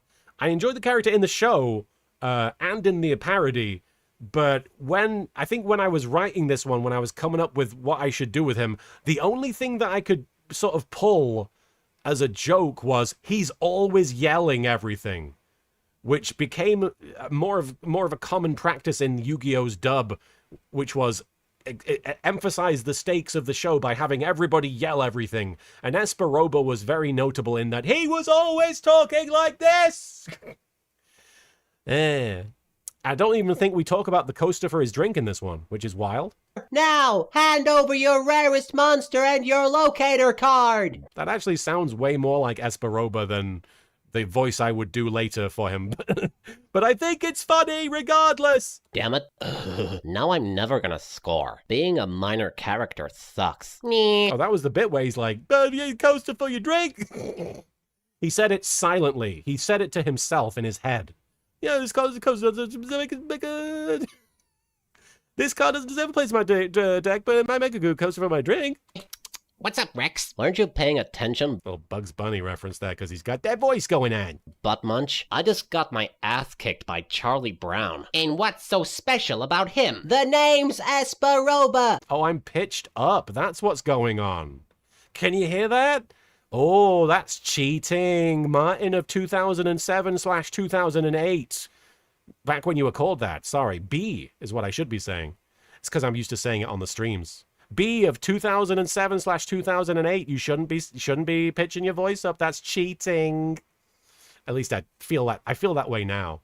And I have the power to look into the future and predict your every strategy. Yeah, you look in the future and discover a few things about me now. You discover that I wouldn't allow myself to pitch my own voice up like that. Wait a minute here. Didn't the show already have, like, 2 other characters with psychic powers? What? Yeah, remember? My Valentine did that perfume trick in Season 1, and now in Season 2 we got a Shizu Ishtar. Okay, that's kind of some cute editing on my part, just because doing the 2 sign, I think he's just like posing and doing like a hero thing where he's like, yeah, love and peace and all that. So Joey doing that and me using the dialogue in that way, that's kind of creative for B back then, you know. So do we really need another character who fakes... Wait, how does he know about Ishizu? Did he mention Ishizu? Powers? What? Yeah, remember? My Valentine did that perfume trick in Season 1, and now in Season 2 we got a Shizu Ishtar. Now, this is a common question that comes up, which is, how do they know about things that they've not been there for? And I've talked about it on various streams before that. I appreciate you guys. I want to acknowledge that, yes, I did kind of dead name myself there, and there are people talking about it in the chat. Talking about it openly is very new for me. And technically, that back then I was using that name, so I didn't think that it was that much of an issue. But thank you for understanding. I'm sorry.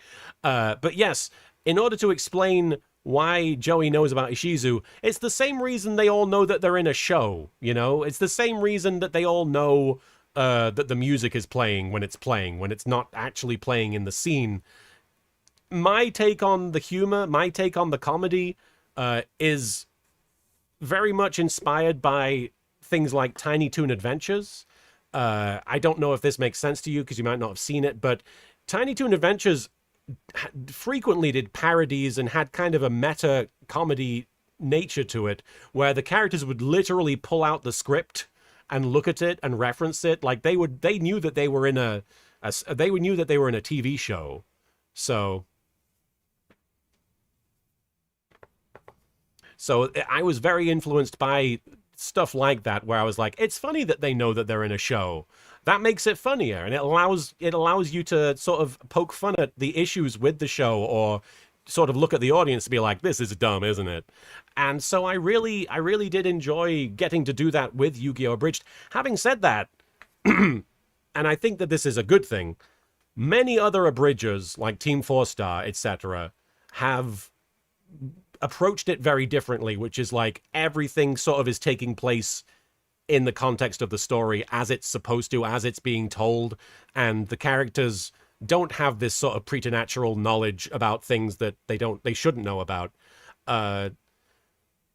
So I think that that's a very valid way of writing something like this, especially it allows the dramatic moments to actually mean something. It allows the characters to actually do things that matter and experience things and have character arcs, etc., that wouldn't work quite as well if the characters were like, but it's just a show, you know? But yes, Tiny Toon's very influential on me, and that's why you have things like Joey saying, in season 2 we got a Shizu Ishtar. You can ask, how does he know who Ishizu is? It's the same reason he knows that he's in season 2. So do we really need another character who fakes like he has ESP? I swear, the guy who created this show must have had a hard-on for Miss Cleo. Yeah, Miss What? Cleo had big thingies. Hey! Fuck, yeah, Butthead would say thingies. Thingies.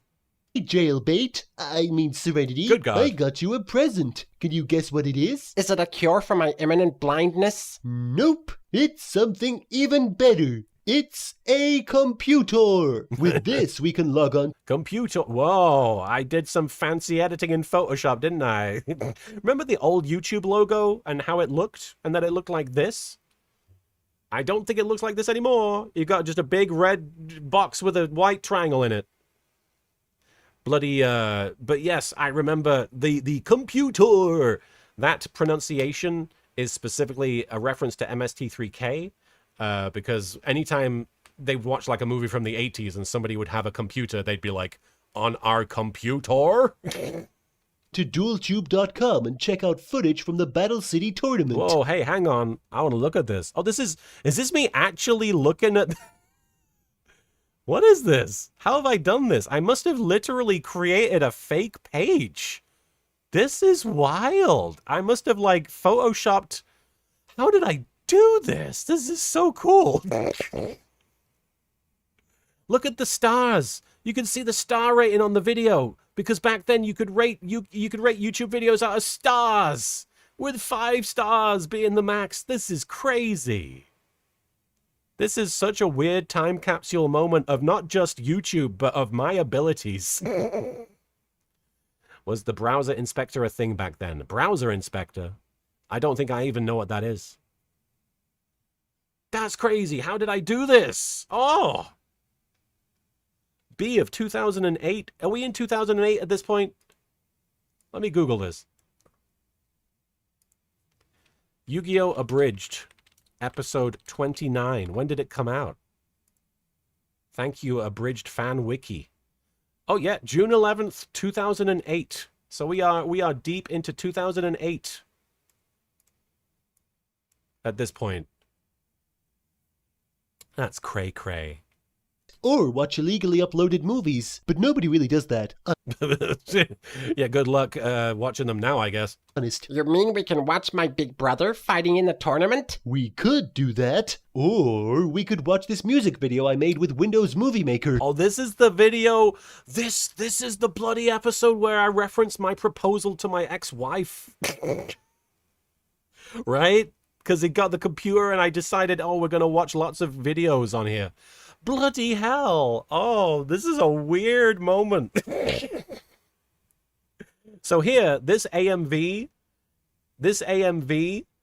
so it's not a real AMV. I think I made this intentionally to look bad, but yes, this is my attempt at making fun of people who use Windows Movie Maker to make music videos, which is kind of ridiculous given that I was using Windows Movie Maker to make a parody show. I can't talk. But yeah, let's watch. By the moon and the stars in the sky. Why does he have footage of them? She's been in a hospital bed the whole time. How does he have footage of them going on a train? It's funny. Some of the panels that I would do at conventions, I want to say around like the 2012, 2013 point, I would do Marek's Evil Council panels where I would try and do it in character, and I would go, "Okay, everybody repeat after me. I swear by the moon and the stars in the sky, I'll be there. I swear." And people in the room, like, they would be full, and people would all repeat it after me. Yeah, you remember that, Mystic? Yeah, I dined out on that stupid joke. I think it looks very professional. I especially like the part where it goes all black and white. Tristan, I can't see anything. Oh, that's so sweet. You've been blinded by my love. And by your actual blindness. Those scenes with Tristan and Serenity are going on a bit long for my tastes. It's no use, Joey Wheeler. I can predict every card that you play. And I'm realizing now that the reason there's a lot of Tristan and Serenity is because I didn't know what to do with Esperoba, which is a shame because he's such a crazy, eccentric character. In that case, you might want to keep quiet about it. I mean, you might as well just yell, "Hey, everybody, I'm cheating. Please disqualify me." Shut up! What? What? Why is he there? What? Why? What? Why is he there? What the fuck is he doing? Why did I do that? What? Oh boy, there he is. So yeah, I can't explain why he's there. I guess so people can find Waldo. It's weird because the person behind him is significantly larger than him based on the size of their head. So I'll take this opportunity to tell you guys, in England, and I believe in the original place that he was created, he's called Wally. He's not called Waldo. And so to me, people who say Waldo are the real Wallies. But everybody, whenever they saw this, they'd be like, "I saw Waldo." And I'm like, "Nah, you saw Wally. You found Wally." I prefer Wally. I think that's a better name for him. Where's Wally? Where's Wally? I'm trying to use my headset. I mean, tap into the unknown cosmic forces around us. Right, because you're not psychic and you're using a headset. Yeah, I guess that's funny. Yeah, you do that. It seems the writers had no idea what to do with my character in this episode. And I don't know what to do with Esperoba in this episode, so... So they stuck me on top of a building, hoping that the rest would just write itself. I'm still waiting for Yami Yugi to grow into his voice, you know. Back then he was sort of like this. At least while I'm up here, I don't have to put up with any of my so-called friends. Bunch of ungrateful little bastards. Listen up, brother! The card he just drew is Graceful Charity! No, it's... Oh, that pissed some people off. It's not Graceful Charity, it's Graceful Dice. And I think the reason I made the mistake there, which Yami Yugi is judging me greatly for, is that I Googled it, and I think the first thing that came up was Graceful Charity, and I didn't look down any further. I was like, well, that must be it. It's got die on it.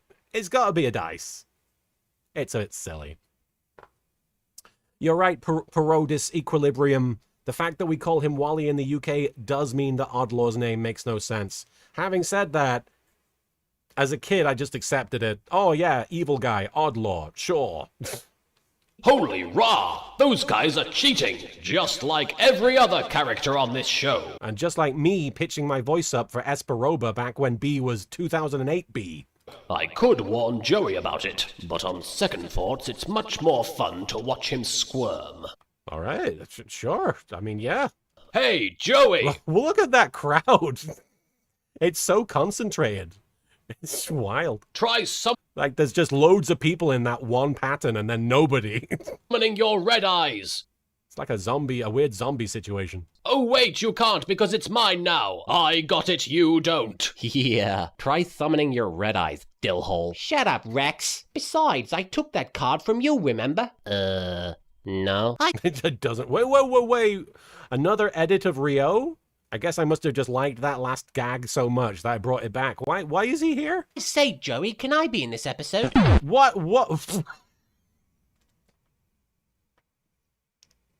Why?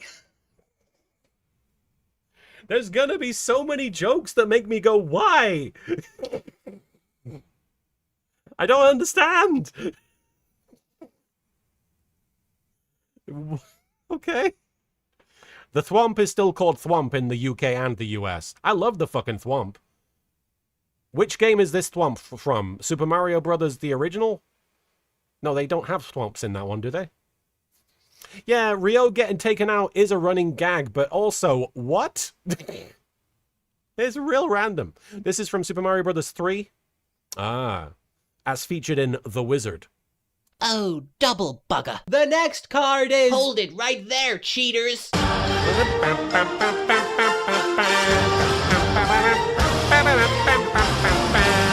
Giving away my YTMND heritage there.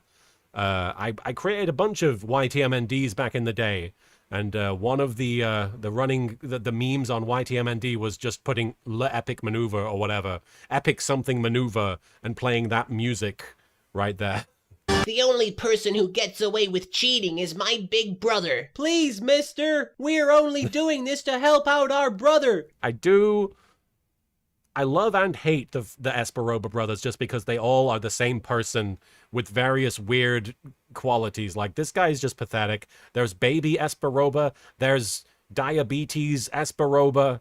Like, there's something wrong with each of them. He means the world to us. You're doing it for your brother? It's just like me and Seto when we were kids. You guys call yourselves bullies. He's not even bleeding. You're all fired. I want you out of this orphanage by tomorrow morning. You make me sick. It goes on a bit long. Excuse me, would you like this baby? Hey, there it is.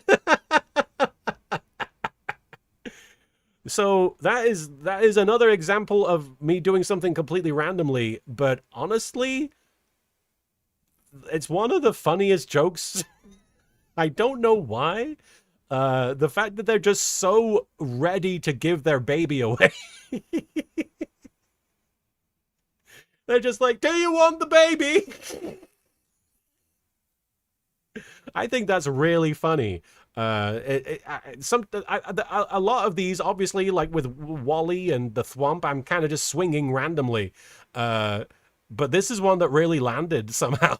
Just fucking, would you like the baby? I don't know anything about taking care of it. Please take it. We don't want it anymore. Just what? I think if I had any reason behind that joke, it was just that, oh, that baby is upsetting. I would not want it if that was my baby. Wonder if I should get a haircut. I think Taya's look here is great, by the way. Anzu has got it going on right here. That doesn't make my head look like a cardboard box with features. Hey, now that's mean. Whoa, hands. Whoa. I know that Grandpa's going to jump up and grab her and she's going to freak out and basically blop him in the head. But it's weird seeing those hands. I feel bad saying that her hair looks like a cardboard box. I think Anzu has a great look. I think that Taya is perfectly cute. Surprise! Bad touch! Whoa, Nelly! Whoa, Nelly! Old man, I have mace. Please stop! I thought you were my grandson. Is that why you were trying to grope me? If I said yes, would it make this situation any less awkward? I'll take that as a no. Little Grandpa humor. He's my favorite, is Grandpa. Not in that scene, though. He's a bit of a perv, occasionally. Now I summon my rarest monster to the field. Jinzo! Love Jinzo. And I think that it was kind of creative to have Jinzo be the anti-meme card. I don't even know if that gets established here, does it? I know that he, obviously, in the actual game, he negates trap cards, which is a really cool power. And Jinzo just generally, that's a really cool monster design. Jinzo! That freaky cyborg ain't no match for my dated internet reference. Peanut butter. I'm afraid you are wrong, Wheeler. Jinzo automatically destroys any obscure internet references. Oh, that terrible explosion gif. Yeah. I think this was when I'd become self-aware.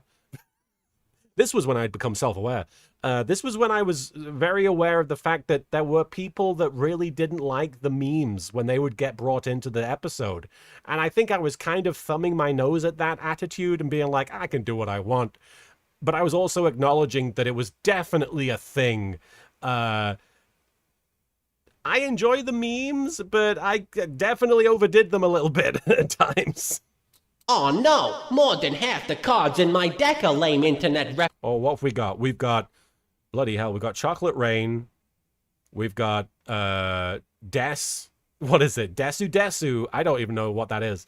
We've got Oh Really, Yeah Really. We've got something I don't know what that is. And then I assume I didn't edit the card behind it. References, that's just what I get for being in an overrated spoof series. If only I had the They really are ancient memes, though. love and support of my sister Serenity. Oh Really, Yeah Really is like the earliest meme that I was aware of. Then things would be somehow different. Come on, Joey. You can win. I just know it. And now I'm bored. Let's watch something else. What? But Tristan, Joey needs my help. Hey! Rosen Maiden, that's right. That's what the Desu nonsense is. Look, there's a new episode of Naruto the Abridged series. I love that show. Oh shit, this is where we get a cameo from Vegeta 3986, who was, I guess I was getting a big kick out of doing these YouTube parody things, little gags. But I reached out to Vegeta 3986, one of the creators of Naruto Abridged that was going on at the time. I had cameoed in their first episode. And this is a joke that I wrote for a fake Naruto Abridged episode where it says, Emo Sasuke fights a log. Because much like the way I'm making fun of some of my catchphrases, I decided to lampoon the fact that the joke about Sasuke is that he's emo. In fact, that's not even exclusive to Naruto Abridged. That is specific to just people generally at the time. The word emo was being used interchangeably as a joke. And I think I was venting about that. And people are asking, did they ever get to this part? And I think, yeah, I think that Naruto Abridged did ultimately get to this bit. Uzumaki 3333, I actually don't know what happened to Vegeta 3986. The last thing I know is that he moved out here to LA, and I don't know much else. I haven't heard from him myself in a long time. I hope he's doing all right. For the record, I think he's a very talented guy, and I did dunk on him a little unnecessarily back in the day, certainly with instances like this, but he was a good sport about it, like, as you can tell by the fact that he's voicing Naruto here. Hey Sasuke, you're very emo. You like to listen to emo music like Linkin Park because you're emo.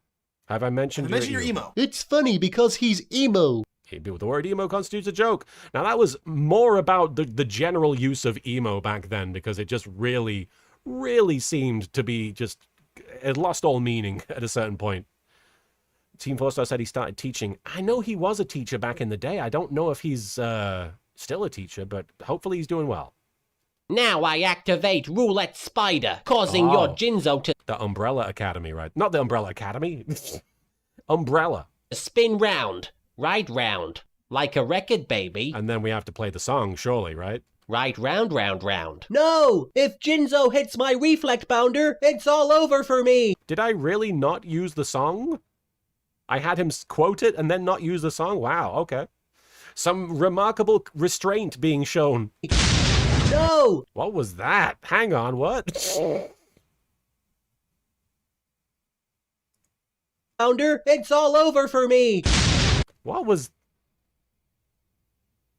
I'm just trying to make head and a tail of what the hell I was even showing people here. And the random explosion sound? All over for me! I did not know what I was doing. What? No! Jinzo has hit my reflect bounder, and it is all over for me! Okay, that's funny, though. The fact that he says, that's going to happen, and then he says, it has happened. I won! I just hope my sister's watching. Oh, Shade45 says, press the comma and period key on your keyboard to go frame by frame. It isn't working. Look, now the emo guy is attacking a log. This is the best internet parody series ever. You beat me fair and square, Wheeler. Now that you have Jinzo, I guess that means that we won't be using any more obscure internet references from now on. Oh, you're talking about YouTube features. I didn't even know that. And here Joey is just like, nope, we're going to keep doing it, suckers. Nope. Peanut butter jelly. Peanut butter jelly with the base. What is that? You can see the box around the banana on the right-hand one. Hey, extra special thanks to Mas. You can see this box on both of them. Special thanks to Marsico X and Vegeta 3986. I think they deserve special thanks because obviously Marsico X and Vegeta 3986, some of the only other people doing an abridged series when I first started.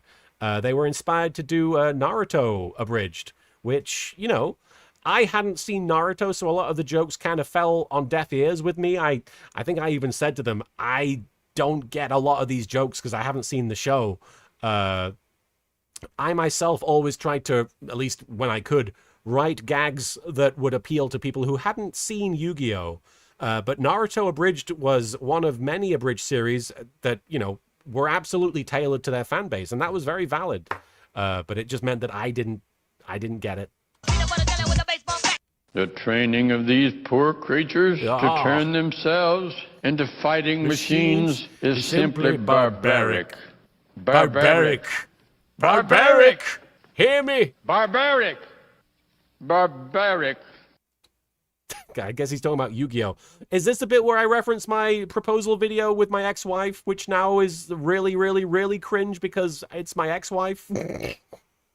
For those of you who don't know, I posted a video on my YouTube channel called, like, Yu-Gi-Oh! Abridged Episode XX or something, and I proposed in the video just being like, I was sat in a field, and I was saying a bunch of cheesy things, and I proposed, I was like, I think I said something like, I may have 1,000 voices, but I only have one for you, which makes no sense when you just think about it, like, for even a moment.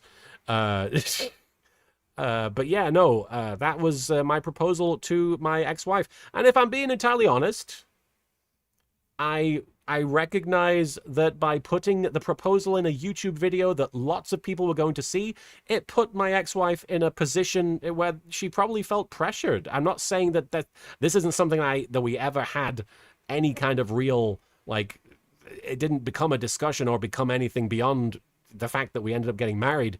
But in retrospect, this is something that I'm aware of. It wasn't something that necessarily had to be a fucking video, you know? So at least I have a bit of, you know, at least I can account for that. At least I can look at that and be like, wow, I should have had some restraint there.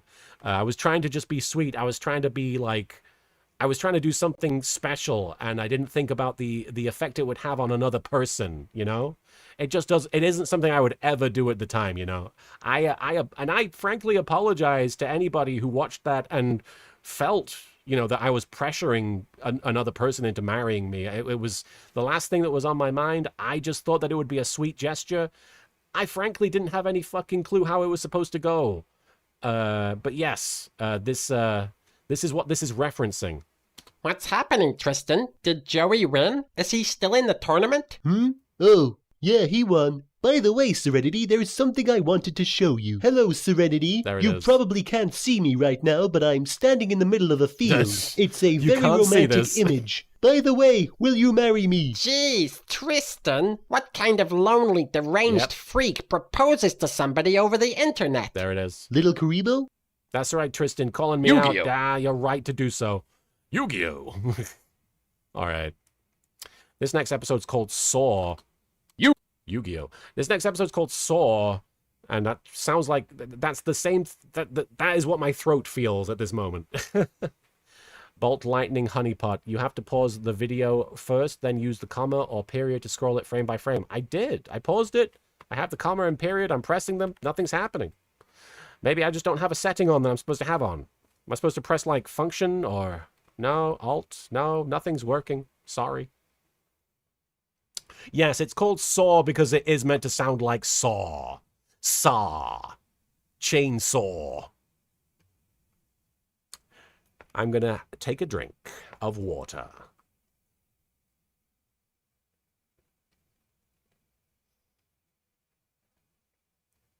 Okay.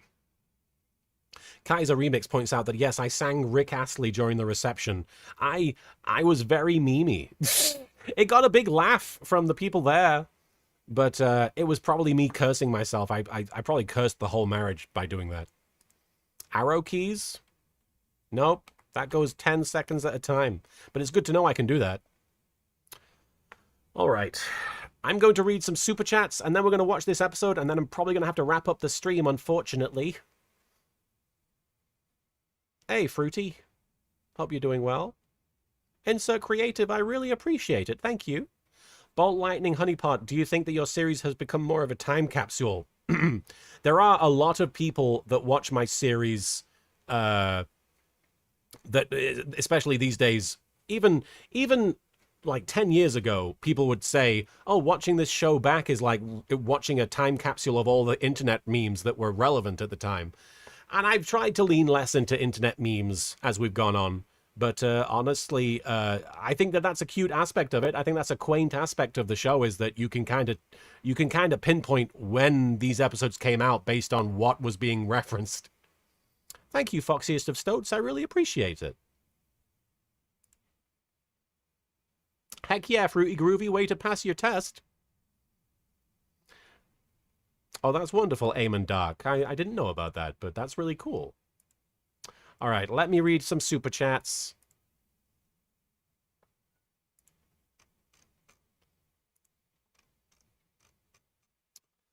All right. There's a few, so you'll have to forgive me.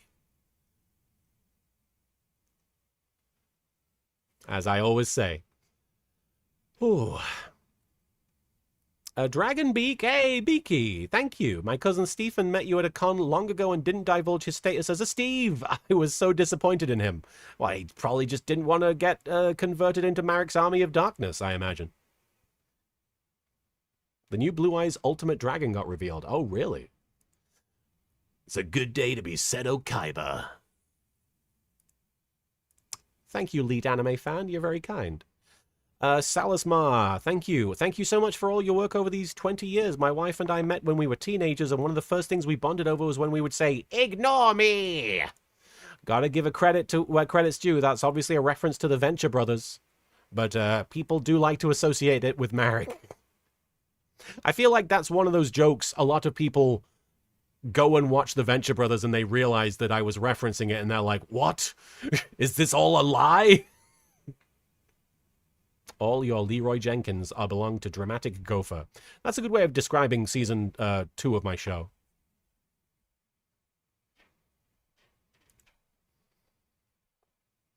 Carlisle the Cinephile, thank you. When the signs are swinging, don't come a-ringing. That's pretty good. When I get that feeling. Outlaw, thank you. Been here since episode 1 dropped. Really? 20 years ago. Oh, the mental damage of feeling old. Thanks for all the laughs, LK. Thank you. That's right, Super Stitch. That is another reason why. The fact that they're aware of all the different seasons before their show even is finished is because it's very meta in nature. Rubberman, thank you again. YGO Abridged 20th anniversary drinking game. Here it is. Take a shot anytime B says, "You'll have to forgive me, or I do apologize." You'll be drunk. You'll be drunk by the end of it. Or at least by the beginning of it. Venture Brothers is a great show. I consider Venture Brothers to be like the crown jewel of Adult Swim. It's just so good. It's honestly better than anything else they've put out.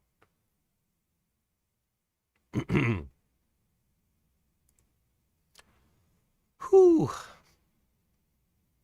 Jim, thank you for the super chat. Definitely loved your Season 0 Abridged for the short time you did it, even though it was pretty fucked up there. Pretty fucked up there, Jim. CM Punk, any future stream schedules planned? I'd like to stream again Monday, Wednesday, Friday next week. More 20th anniversary content. Having said that, it'll have to just be Monday, Wednesday next week, because on Friday I'm going to be flying to see some old friends of mine. The Variety Squad. Would you recommend me showing this to my unborn child? Only if you don't want this baby to have a good sense of humor. Chris, thank you for the super chat. Can I have a scene where Ryo and Yugi are friends over D&D? Not Abridged, but manga and Season 0. Chris, I do apologize. I don't think I'm going to be able to do that, just mostly because of my voice being shot, but also it's just a little bit complex. I'm sorry about that.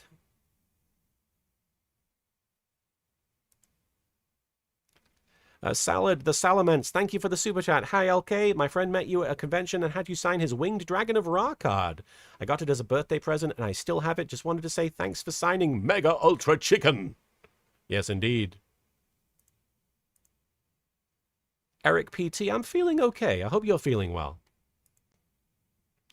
Reaper, thank you for the super chat. Take a shot every time you hear F. Thanks for laughs. Well, thank you for laughing. Everybody's got their own drinking game. I've got one for you. Take a shot every time I accidentally dead name myself. Sorry about that. Code Dan EXE. Actually, Jim, thank you again. Tristan could do Bullwinkle's Mr. Know-It-All. Today, boys and girls. I don't know it. I've not seen Rocky and Bullwinkle, so I don't know. Code Dan EXE. Thank you for the super chat. Hi, B. Hello. Been a fan for as long as I can remember, and it was a joy seeing you and Marin back in 2012 at Miami Hurricane. Hope you're doing well.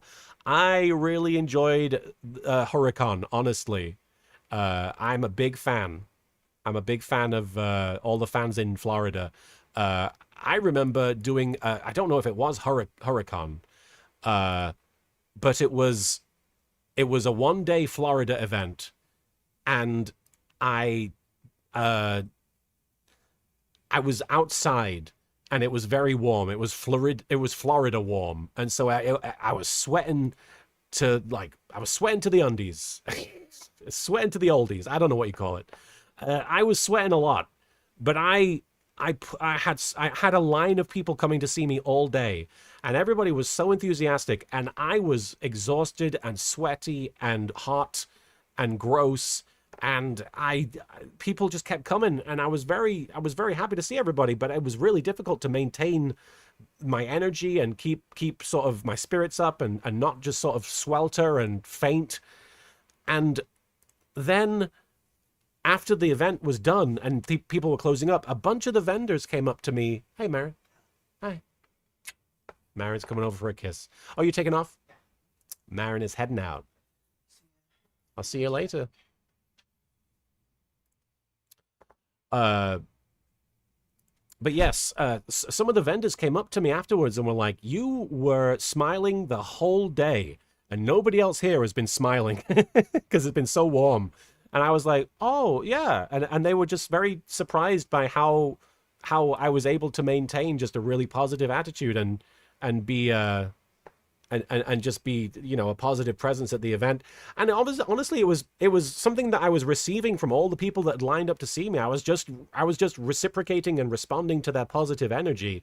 So the fact that everybody noticed that, I was really grateful for that. It meant that wasn't something that I imagined. It was something that was real. And I felt really good knowing that people witnessed that and could see it happening. You know, I just was like, it's a stressful experience, but it meant something and it mattered, you know? Jim, since you're asking, my pronouns are now she, her, and it is B as in B. Arthur, like you say. Yes, it is just B. If you're interested, it's short for Beatrix, but I like B as a I like B as being my name, but it you know, it's weird to talk about right now. I really like the name B. I think it works. I think it fits for me. I have a tattoo on my arm of Marin saying the word B because that was their nickname for me for a long time. And the more I thought about it and the more I looked at that waveform on my arm, the more it felt like my name. And so, yeah, no, my name is B. Thank you for...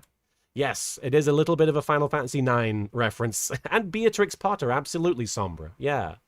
I'm glad you guys like it.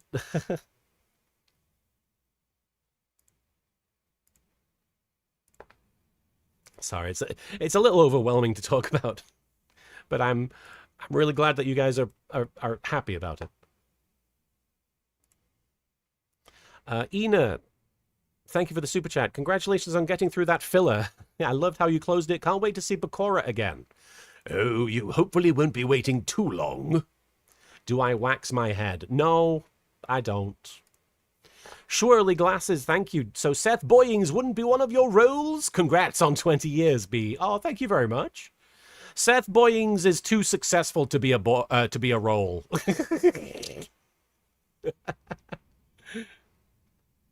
I do appreciate the supportive chat. You're very kind. Thank you. Thank you for understanding. And please know, I wanna stress, please, don't feel bad if you're using the wrong name or the wrong pronouns right now. I understand it. You know, I completely understand. I'm fucking it up myself, you know?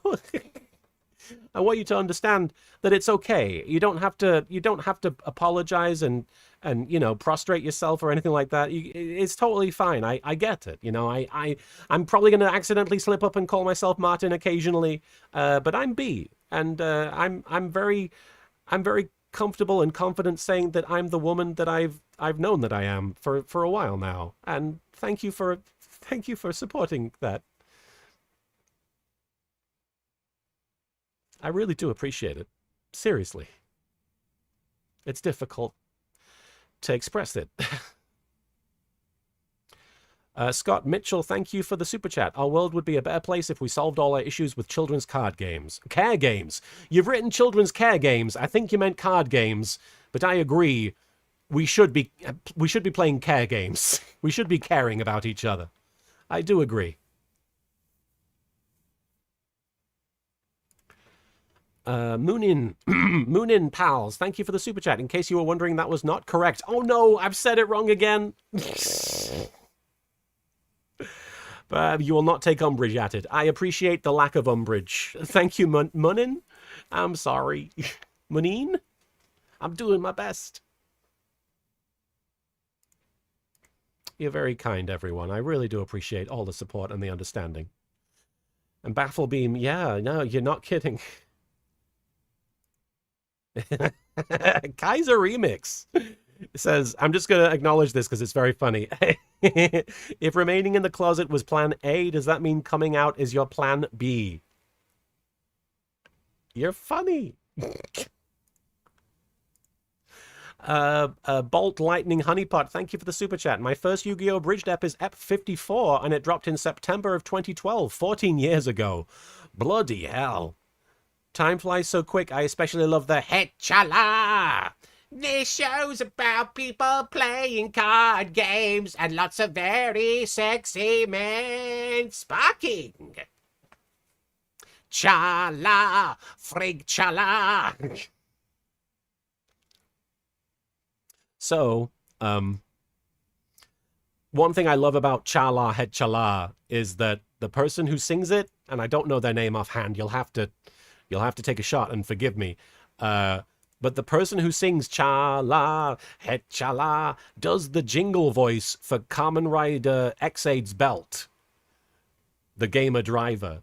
And it's one of the best belts. It's one of the best jingles for the belts, in my opinion. Hironobu Kageyama. Okay, thank you, Frob. AE double in the chat there. But no, I love the X-Aid belt, the Gamer Driver. Let's game, match game, mooch game. What's your name? I'm a Kamen Rider. Get you. Be as in butts. I wish I was in butts. Thank you for the super chat, Bolt Lighting. Thank you. Corinne is taking a break. That's what you've got written here. Thank you for the super chat. I'm doing a fan panel at SAC Anime in September this year for Yu-Gi-Oh! Abridged's 20th anniversary. Whoa, I don't suppose you're coming to SAC Anime LK. Please say yes. Oh, I'm sorry. I don't think I'm going to be able to. Where is it? Hang on. I should probably actually find out where it is. Sacramento, I assume. I guess it is in California. It's September the 4th. It's not impossible. It's not impossible. That would be fun. That would be fun. But, it's hard for me to commit to something like that just because it is a bit of a distance for me, and I want to say yes, but I just know that something's probably going to come up that stops me from going. But I would love to be there. And if you need anything from me, like if you need any materials, let me know. I'd be happy to provide like a video message or something. Cha-la! Frig cha-la! Brad, thank you! I never get tired of watching this series. My best mate and I are in our early 30s and we constantly... Oh, sorry. Stomach is doing things. Brad, thank you for the super chat. I never get tired of watching this series. My best mate and I are in our early 30s and we constantly quote YGO Abridged. Yeah, never gets old. And can we acknowledge that every snake is named Cornelius? Is that something that I've established? I mean, I know there's a Cornelius and then Cornelius the third or something like that. The problem B is SAC Anime is the California actor guesting convention. Is that the problem? Why is that the problem? I will say maybe for now. I would love to at least watch the panel if it gets streamed or if it gets put on YouTube at the very least. Beanie Buns, thank you for the super chat. Hello, B. First of all, congratulations. We met at London Anime Con many, many years ago. I didn't know what I wanted you to autograph, so you signed my iPhone. Any idea for Diva's voice in Dark Side of Dimensions? For the voice? Honestly, I haven't put a lot of thought into what I'm doing for Dark Side of Dimensions just because I'd like to keep some of it for when I'm actually sitting down to do it. I do have some very specific... In fact, I have the ending written in my head. I know exactly how Yu-Gi-Oh! Abridged ends. I know exactly how the ending of the movie is. I know exactly how that's going to play out. But as far as Diva goes, the only thing I know is that I would like to get another actor to play the character. I think that it would be more interesting if he sounded like it was a special guest. Because he's a movie villain. I think that he should have some special quality to him. And I think working with another actor would be really fun.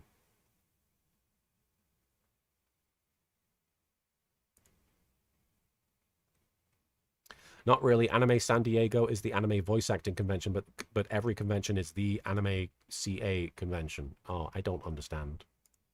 Is Joey Spider-Man? No, but Cora is. Have you not watched the show? Motzi, thank you for the super chat. Thank you for the videos. P.S. I remember now all the abridged dramas in the beginning. That was just really silly. Abridged dramas? I'm sure there was some kind of drama. Blandscape, thank you for the super chat. Yusaku Fujiki deserves a brutal Yu-Gi-Oh! Abridged roasting. Are we talking about the lead character from, from Sevens? Does he deserve a roasting? He's gone through enough, surely. I feel like Yusaku has gone through far too much already. I don't know if he deserves a roasting. Oh, Beanie Buns, I'll have to sign something else for you if you don't have that iPhone anymore. I guess that makes sense.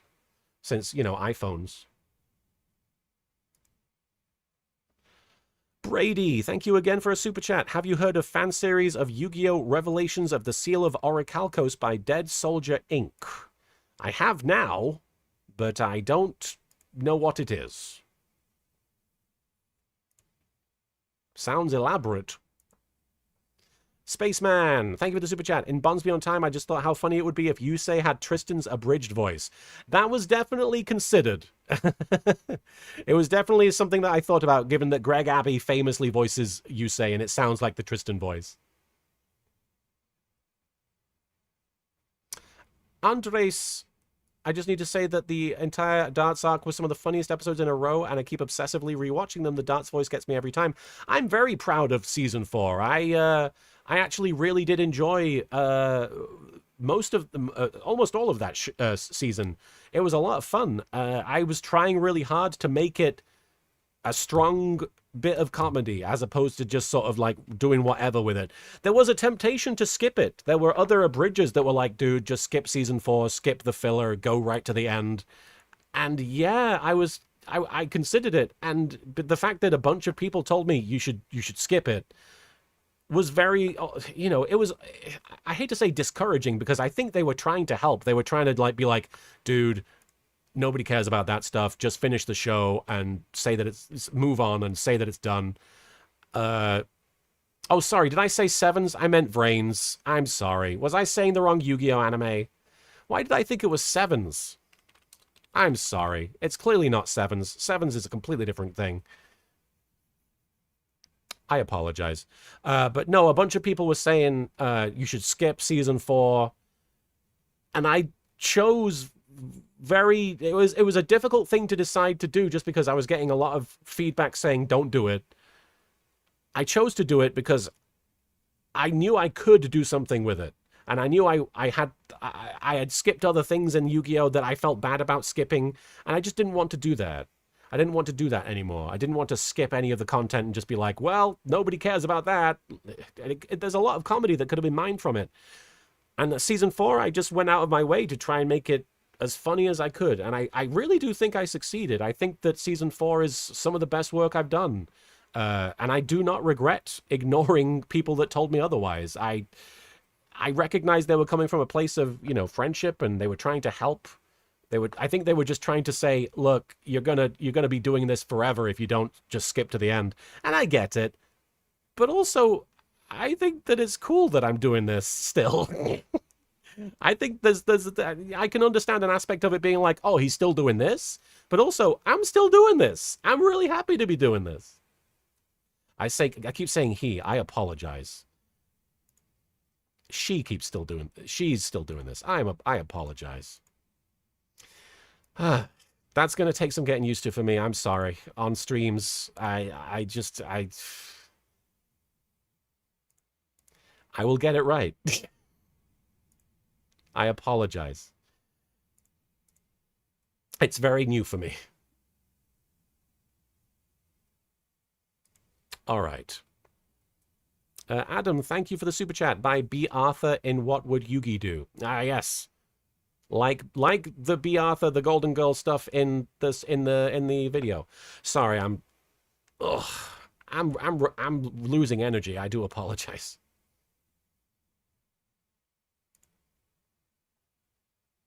Jimmy, thank you for the super chat. Hey, B, now that Marek is here, I just want to tell you that don't eat spaghetti with your mouth open is my fave joke ever. Can Marek tell me I pretty? Jimmy, you are so pretty. Now that Marek is here. Oh, yes, in the show. Yes, I finally have appeared in the Abridged.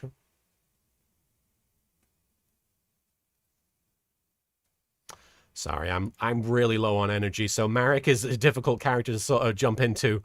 But you are so pretty, and anybody here who wants to be pretty, I want you to know, you're so friggin' pretty, and I should know, I'm the prettiest of the Yu-Gi-Ohs. I'm the prettiest, most sexiest, most handsomest of the Yu-Gi-Oh! Villains and of the Yu-Gi-Oh! Characters, so if anyone knows pretty, it's me, and you are so pretty. Ref Boyardi, I appreciate that. Asura Nokami, Avery, I like potatoes. There you go. I'm the prettiest girl at the party.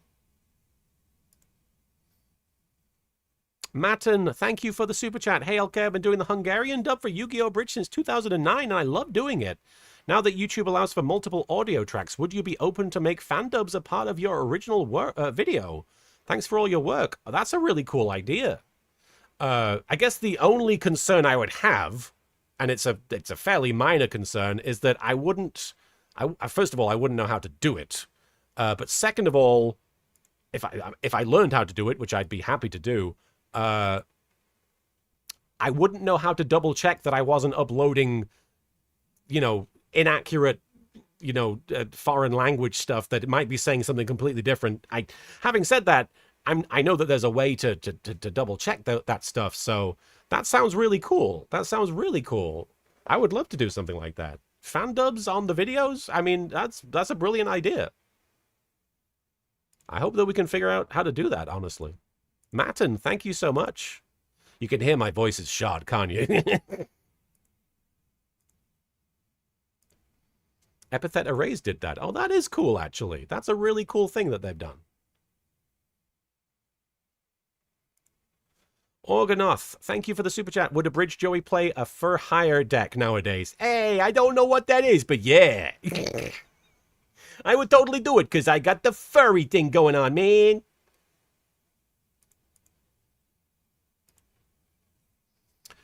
Oh, Shy, thank you. Rio and Yami Bakura both loving being the Lady of Faith was episode 9, might be the earliest Yu-Gi-Oh! Abridged sign of Little Curry B. So I'm gonna share something with you guys. I talked about my webcomic earlier.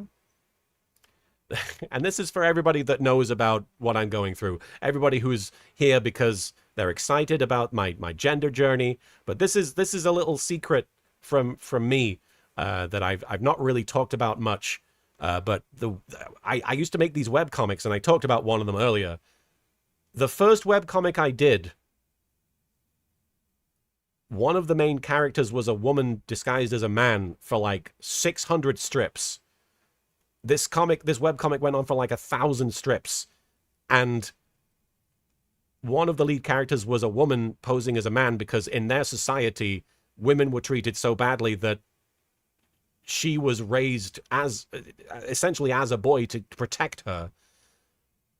And I remember writing this webcomic and keeping this to myself. Like I don't actually reveal it until 600 strips in. This isn't something that the audience is aware of, but the whole time I was aware of it. And I was saying, this is a great plot twist. This is going to be a great plot twist when people find out what happens. And I didn't realize what that meant, you know? I didn't realize that meant something about me. It's weird looking back on all the telltale signs, you know? Yu-Gi-Oh! The Cricked fan, when you were in the theater group as Baldric in a dress, was that also foreshadowing? Yeah, we could. I don't think I did wear a dress, though, which is a shame. I think we decided the wardrobe change was too elaborate. So I didn't get to wear the dress.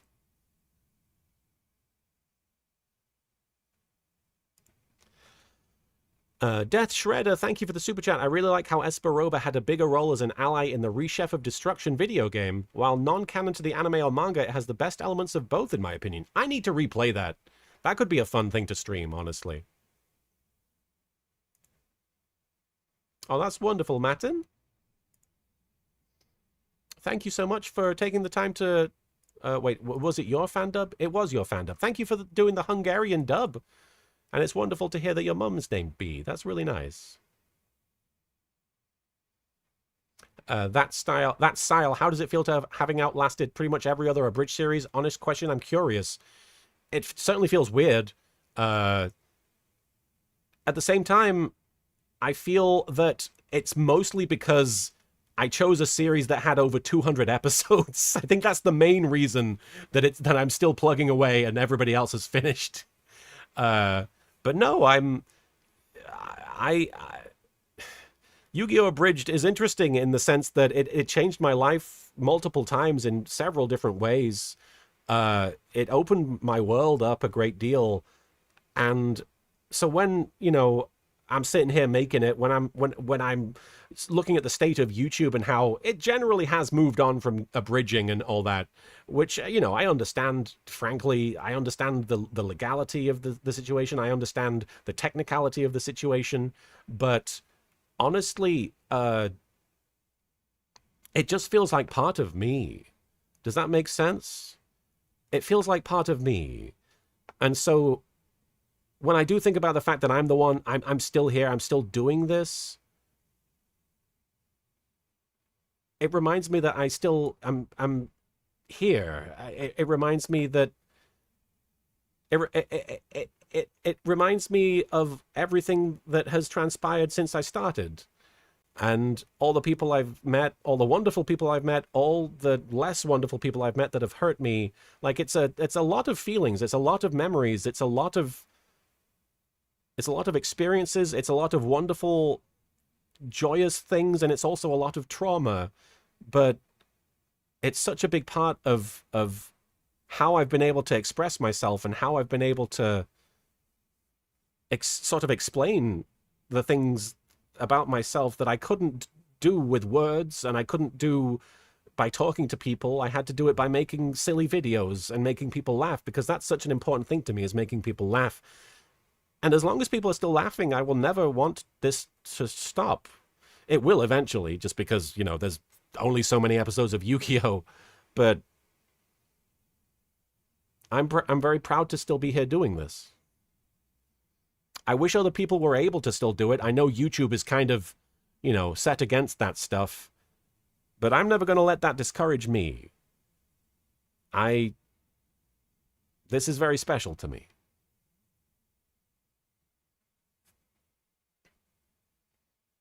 And I'm grateful for everyone who has been involved in making a bridge series of their own.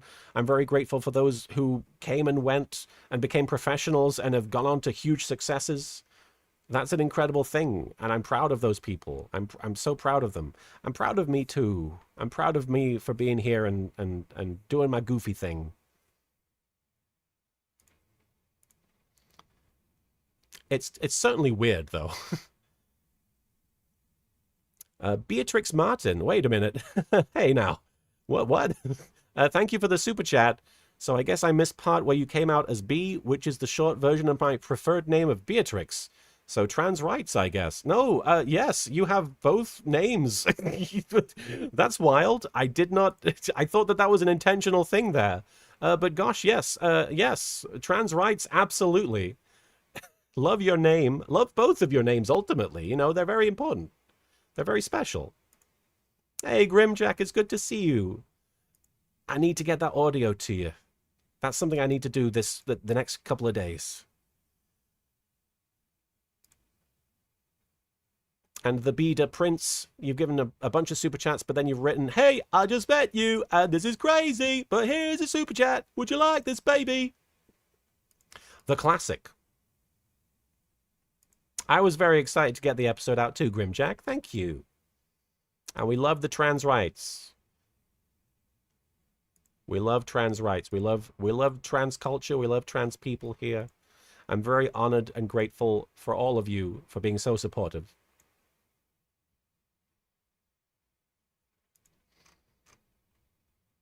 All right. There's a few more super chats. I apologize. Rodrigo, thank you. Happy anniversary, LK. Longtime fan since season 1. I got into Yu-Gi-Oh! Abridged because of Spanish fan subs and fan dubs of your show. Were you aware that fans were doing translations of Yu-Gi-Oh! Abridged to other languages? Yes, I actually was aware of this. And I actually met at least one person that was doing I'm not sure what language they were translating it into, but it was somebody who was very enthusiastic about doing it, and they came to a few conventions and met me, and I actually helped them out a few times by helping them track down the audio that I used. In fact, I often would take the sound effects track and send it to them so that they could just apply that to their episode and they didn't have to find the same sound effects. It's been a while since I've done that, but I thought that was really cool. The Variety Squad, thank you. I was about to go to sleep, but managed to catch the GOAT. You're very kind. Thank you for being a legend and giving us the good times when there was darkness. Ran out.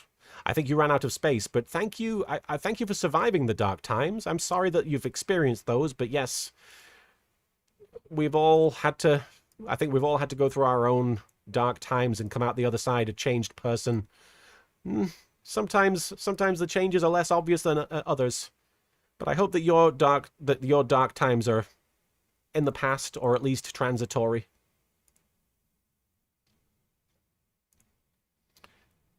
Kratos, thank you. Have you been watching this series? Oh, you have been watching this series since 2007. I always return to it whenever I'm having a bad day. Thank you for 20 years of screwing the rules. Thank you. And shout out to all those people who have come out as trans or are, you know, have recently figured out that they're trans and are still getting used to it. I've known about my gender for, honestly, about a year or so. It's been something that I've been experiencing very privately, and I know this stream isn't about me or my gender necessarily, but it's coming up a lot in the chat, and I want to acknowledge it. This is something that I have really had a very private and intimate experience with, and now it's becoming more of a public experience, and as a result, I know it's going to be flawed. I know I'm going to struggle and screw up, and there are going to be times when I don't necessarily know how to be, you know? But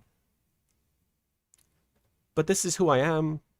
I know that much, and I'm going to be this person, and I'm going to live my life the way I know is the way that will make me feel right about myself. And I felt wrong about myself for a long time.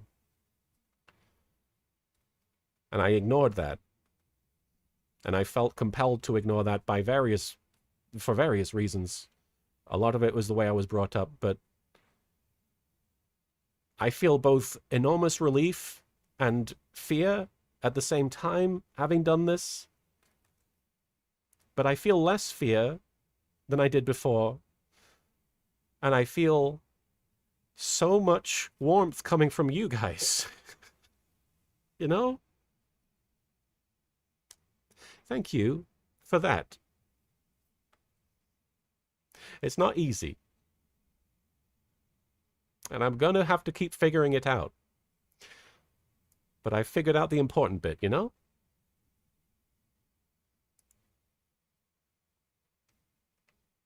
All right. Thank you for letting me talk about that. Professor Wonderful, thank you for the super chat. Can Frieza congratulate me on getting a great job today? Oh, well done, Professor Wonderful. You are a slightly less filthy monkey because now you have a great job that you have achieved. You have accomplished it. You did it. You did slightly better than all the other filthy monkeys surrounding you, so well done. Congratulations. I won't blow up your planet just yet as a result.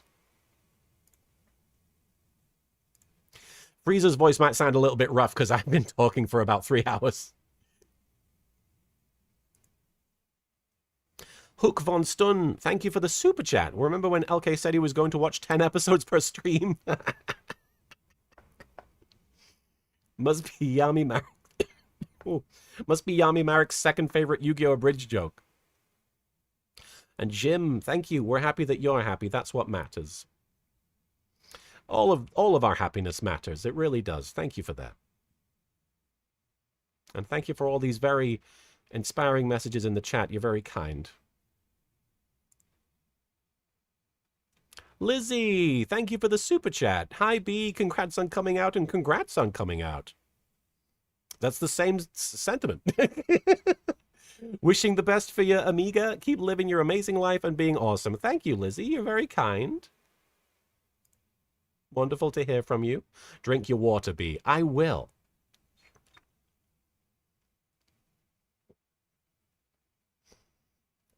Icy Lapis, I appreciate what you're saying there.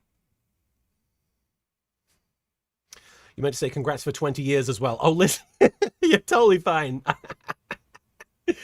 I got it. Isabel Emrys, thank you for the super chat. OMG, it's your name day today. Happy name day, B. Technically yesterday, but yes, this is another name day. You know, in a way, it's my name. It's my duology of name days. But yes, I mentioned it briefly before, but the name is B. You can spell it B-E-A. You can just write the letter B, or if you fancy, I do think that it's short for Beatrix. So Beatrix Potter, Beatrix Kiddo, Beatrix from Final Fantasy IX. Take your pick of these iconic women. And Beatrix, thank you again for the super chat. Beatrix Martin. Your dead name is my last name. Your new name is my new name. My friends are making jokes that I am you. How did we both choose Beatrix? Trans rights. I think because it's just a great name. It's a really memorable name. I don't, this is going to sound silly, but even though I love it as my name, even though it feels 100% me, there are moments when I look at the name Beatrix and I'm like, I don't deserve to be called that.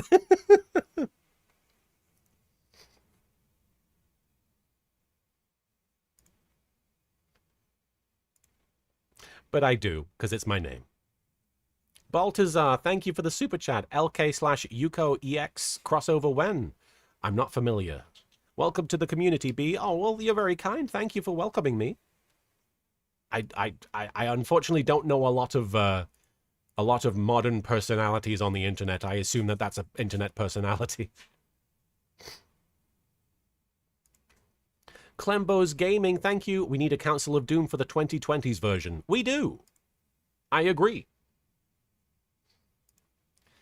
Russell, thank you. Hironobu Kageyama also sang a lot of Toku songs. I believe somebody mentioned in the chat that Jetto, Jetto, Jetto Man. Let's go Tobidase. Jetto, Jetto, Jetto Man. Chojin Sentai. Jetto Man. Also him. Love that song. That song is the reason I started watching Sentai with Jetman. I put on the intro and was like, this is fucking great. And then, of course, you've got Kokoro wa Tamago, Chisana Tamago. Love that.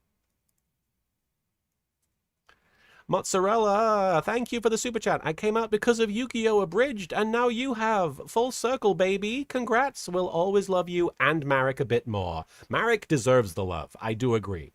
But thank you. That's really wonderful. I've met a lot of people that have felt more comfortable with their sexuality as a result of watching this show and enjoying the sort of the very openly gay characters within YGO Abridged, and some less openly as a joke, you know. But I'll always be very honored when I hear that from people. That's such a huge thing, you know. And that's also part of why when people ask me about those problematic jokes, I say, hey, I recognize that there's a lot of problematic humor that has been very helpful to the queer community. There's not a lot of non-problematic humor or content out there for queers, certainly pre-2000. So I recognize that while I have misstepped and made jokes in ignorance about, you know, certain communities, you know, not just the trans community, but there are people who found comfort in those jokes because it's the only place they get acknowledged. So I never want to take those away from people, you know? And I don't agree with, you know, the statement, it's a product of our time. It's a product of my ignorance. But at the same time, it doesn't stop there. You know, the fact that the joke exists and is, you know, I'm trying to think of the word, but it's claimed by other people that get something constructive out of it, that it helps them with their own journey. I think that's a good thing. LM Gunslinger, thank you for the super chat. Glad you're still around and kicking, my dude. Haven't watched your stuff since 20 years ago. Oh, that's valid. Your talents are amazing and your VA skills have gotten so much better over the years. Your sail away ending is still canon in my soul.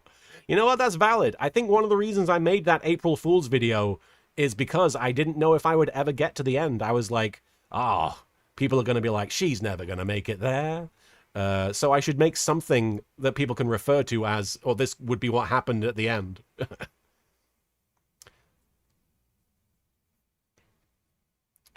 Crow have ink. I suppose that's part of it, yes. But I don't like to excuse it, you know. Jim, thank you again. To those who said don't do season 4, ignore them. And Jesse Dusk, thank you for the super chat. Now I activate out of the closet. Is that Twinkle? What are you doing? Oh no, that's the dog. It's okay. All right, we got a handful more super chats, then we'll watch this episode. I know you guys have been very patient. Emon, thank you for the super chat. Hey B, just wanted to say thank you for all you do, and I'm so overjoyed to see you come into yourself. Oh gosh, Emon, you're very kind.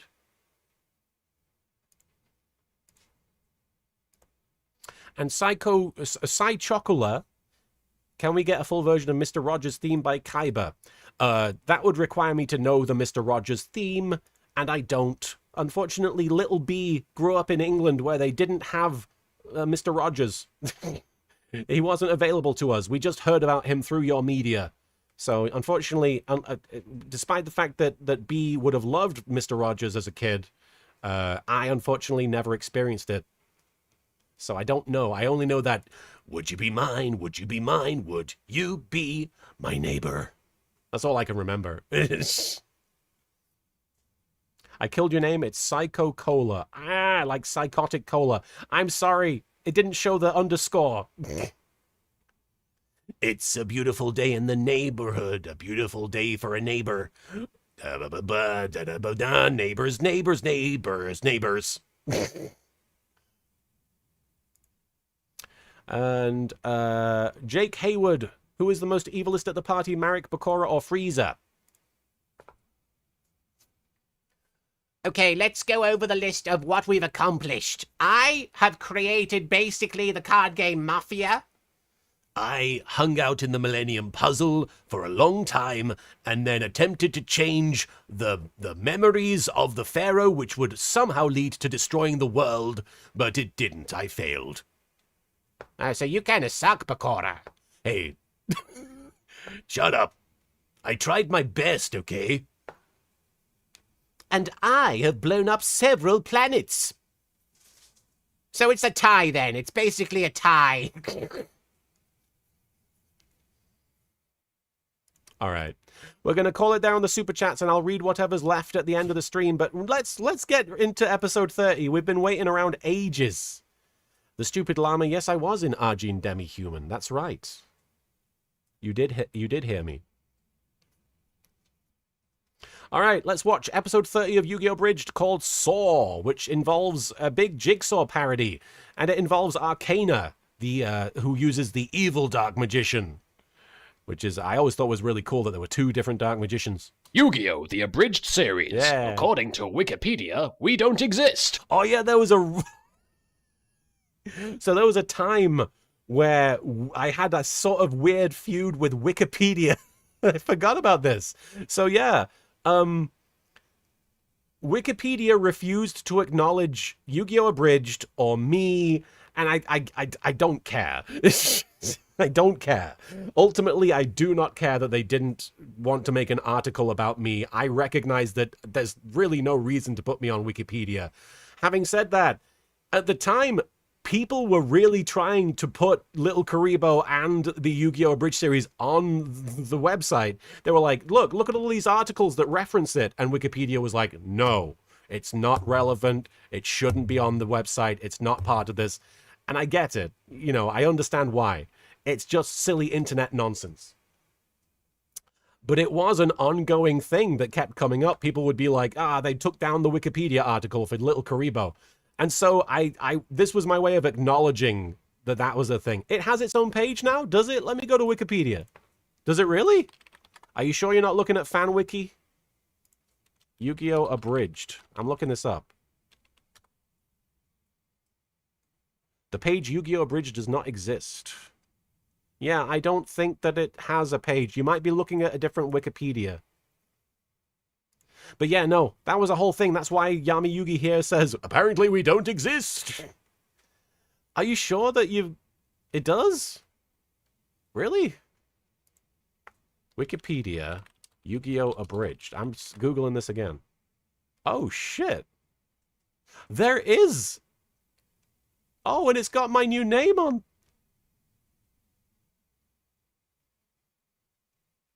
Oh. Oh. Oh my gosh.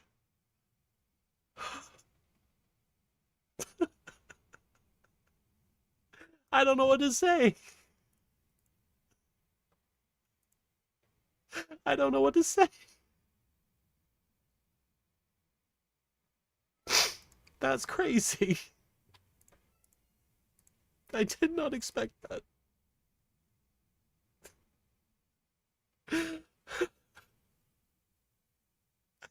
I'm sorry. I shouldn't be crying. That's really... Oh. Wow. How did that happen? Okay, wow. There is a Wikipedia entry for Yu-Gi-Oh! The Abridged series, and it has B. Billany listed, which is not something I expected to see. Oh, wow. Okay. Well, I'm glad that we watched this episode today. Dinsdale. There's a Monty Python reference, and if you don't know, that's Spiny Norman. There is a series of skits from an old Monty Python episode where a character or multiple characters believe that they're being stalked by a giant hedgehog, and it's initially treated as like an absurd joke that couldn't possibly be happening. But yeah, no, it's revealed at the end that, yeah, the hedgehog is real and is looking around going, Dinsdale. Hey, punk! Oh, here. This is interesting because it's actually, you know, looking at this in sequence. In that last episode, we had the Graceful Dice card come up, and I called it Graceful Charity. And in the interim, everybody was like, that wasn't Graceful Charity, that was Graceful Dice, you idiot, which is valid. So I decided to make it a little sketch at the beginning of this episode. This Wikipedia page was made in March of this year. Wow. Wow. This card isn't Graceful Charity, it's Graceful Dice. Really? Like, why does he sound like that? Really? Guess I got them confused. But you can't really blame me, they're very similar. Oh, because it's me. I just got it. He's speaking in an English accent because it's meant to be who I was at the time. Like hell they are. Graceful. That's the spider guy from the early Yu-Gi-Oh manga chapter. Of course it is. He's got the spider shirt on.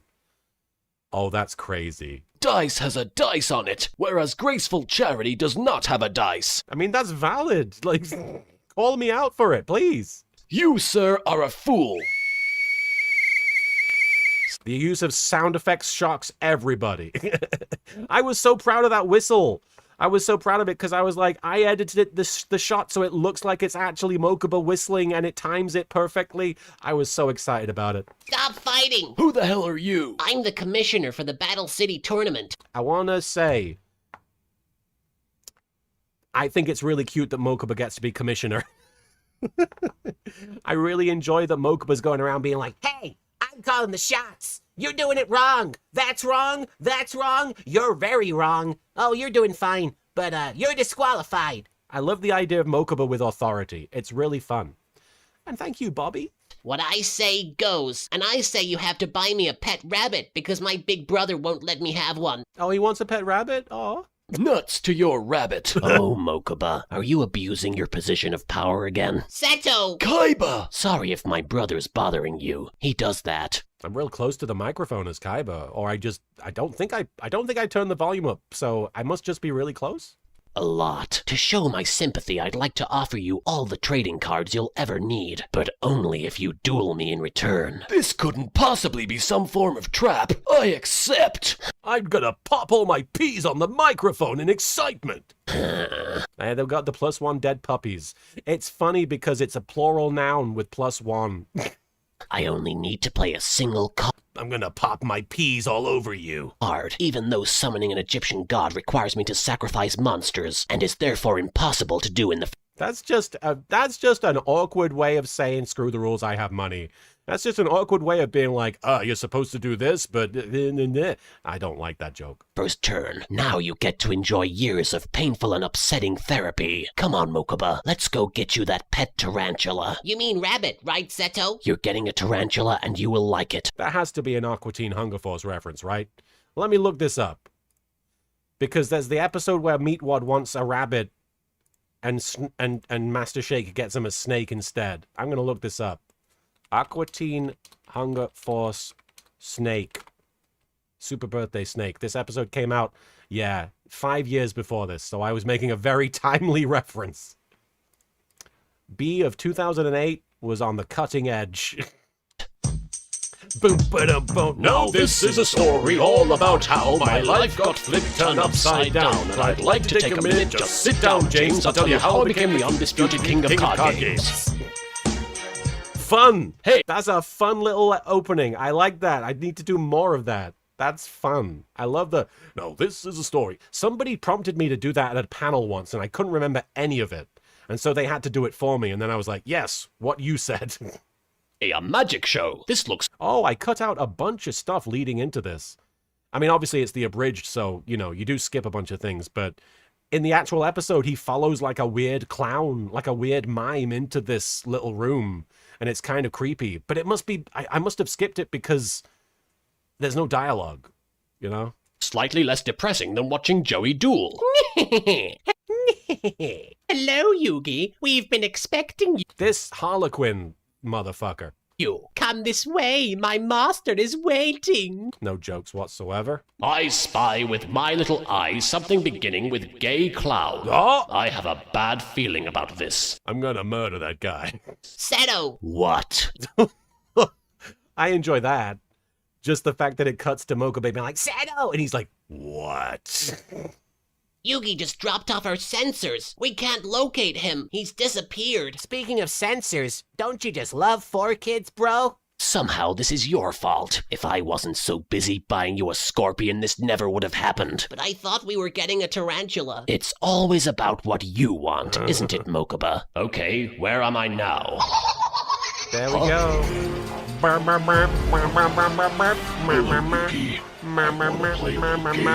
You have got to be kidding me. It's no. What a terrible follow-up. Really interesting gag with Jigsaw, or rather Billy the Puppet, appearing on the screen. But then I followed it up with, you've gotta be kidding me. Like, what? Come up with something better than that, B of 2008. Come on. No joke, Yugi. My name is Arcana. Steve Arcana. Of course, because he's a rare hunter. And soon your dark magician will Steve Arcana. That's kind of funny. Belong to me. That's about as likely as Battlestar Galactica having a satisfying conclusion. Oh! Wow, sticking it to Battlestar Galactica. What had it even concluded at this point? Let me look this up.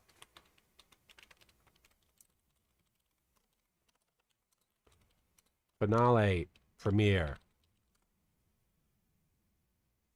Oh, it had not ended yet. So I was predicting, I was not bashing the ending. I was predicting that it would not have a satisfying conclusion. And can I just say, I was kind of right.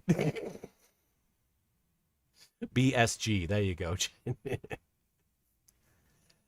I have special orders from my mysterious employer to make this a real spectacle, Yugi. Dude, this show has maybe 2 villains. It hardly takes a genius to figure out you're working for Marek. All right. I'm honestly kind of getting tired of the joke that is, I know what happens and this is dumb.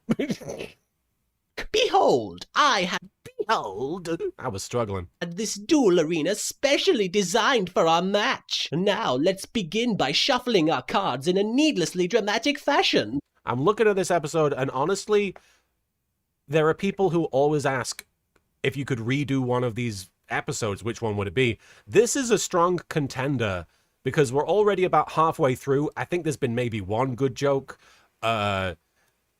There's a lot of potential in a lot of this, like Arcana specifically, and the setup with the dark energy discs that I don't think I did nearly enough with. I would have had so much fun approaching Arcana today. You know, I would have had a lot of fun. That character just has a lot of potential.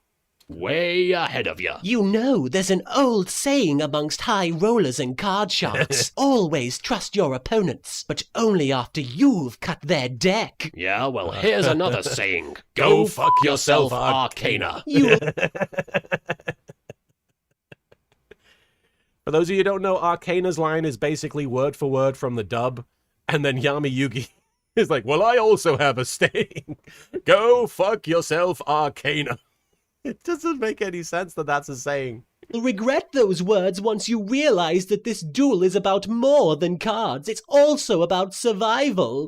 Yeah, Spring in the chat says, I wish you did more with the Saw parody in this video. There could be so much more done with that. Yeah, absolutely. Because in case you hadn't already guessed, this episode is a parody of the Saw franchise. Didn't this already happen in episode 10? These are dark energy discs. What a sound. Why did I use that? I guess because I didn't know what I was doing. Every time you lose life points, the disc will move closer to your body. You're trying to slice off my legs and make me bleed to death? All this deinterlacing. That's a little hardcore for a kids show, isn't it? The dark energy. The irony of Yami Yugi, of all people, saying that after his manga stint. Disc is totally harmless. All it will do is send your immortal soul to the shadow realm. Your physical body will remain unharmed. Honestly, are there no depths to which 4Kids won't sink? I mean, I think that's a pretty cool idea, though. Like, as goofy as it is, and as obviously real as those saw blades are, the fact that they had to come up with a magical explanation for it, I think that's fun and kind of cool. Don't worry, Mokuba. My harem of female robots will... Whoa! Okay. I was wondering when we would see these and what Kaiba would say about them, because I didn't remember if I'd done a joke about them before. So the fact that I called them female robots, and now he's calling them cyborg lesbians, what an upgrade. Let's be honest. Locate Yugi in no time. You have a harem, Seto? Yes, I created them specifically so that I could shun them with my cold indifference. Big bro, you're kinda like the anime version of Scrooge McDuck. Okay, let's go on. I'm dreading how the second half of this joke will go. Only much less fluffy. Oh, that's cute.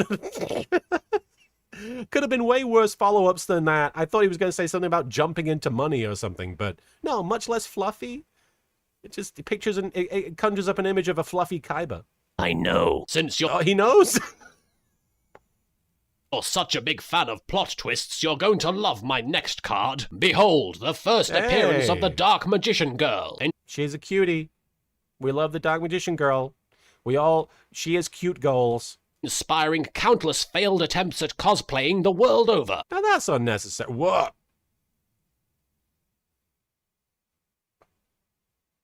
Okay.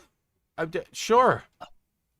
Why did we have to stop the episode to say that? Your plot twists pale in comparison to mine. How can you possibly hope to defeat a movie franchise that earns over $100 million every year? Is that right? Did they do that?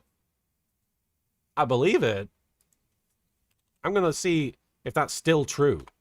I don't think that can be said of some of the later Saw movies. But let's find out. Over $100 million every year? All right, let's test this theory. The original worldwide made $104 million. Let's look at the most recent Saw movie, which is Saw X. I didn't even know this one existed. This one made $112 million worldwide. Okay, it still holds up. It still holds up. Thank you, Buddha-Bot. You're very kind. I see. Then the only way to defeat you is to spoil every plot twist in existence. What? Is it? Okay. Thereby ridding the general public of any desire to see your convoluted mess of a movie series. Oh. Yeah, they are kind of convoluted with their plot twists. It's true. I don't know if that's funny, though. You wouldn't dare! Wanna bet? Oh, he's gonna say Snape kills... Snape kills... Yeah. I like that I cut off the name, and I think the reason that I did that was because I felt bad about actually spoiling the book. But the fact that you hear the D means you know who it is. Rosebud Nicole was the sled. Kidman is a ghost, and Rosebud is the sled. The Nicole Kidman is a ghost is kind of a huge spoiler. I actually do feel bad about that. No! He's spoiling all the best plot twists. Yeah, it would have been funnier if he'd been like, my name is Atem. Hello, small child. Oh, we're going to get a shut up Mokuba moment. I don't suppose you've seen the plot anywhere, have you? Taya and I have been looking everywhere for it. We're such invaluable characters. The plot can't possibly move forward without us. Now, I'm going to be honest. We're now 30 episodes into the show. The meta aspect of the humor is kind of consuming all potential comedy from a lot of these characters. Like, this scene could be really funny, seeing Grandpa interact with Mokuba, but instead of any kind of actual character interaction, it's just, let's talk about how the plot is doing things, and we're not there. Like, that could have been a really fun interaction about something. Don't worry, my big brother knows exactly where— Shut up, Mokuba! No, you shut up! Oh! Oh God, I'm so sorry. Did you just tell an old man to shut up? Where the hell are your manners? Help! too like the idea that they're offended. Everybody's telling Mokuba to shut up, and he's like, I'm done with this. You shut up. And they're like, I can't believe you did that. Where the hell are your manners?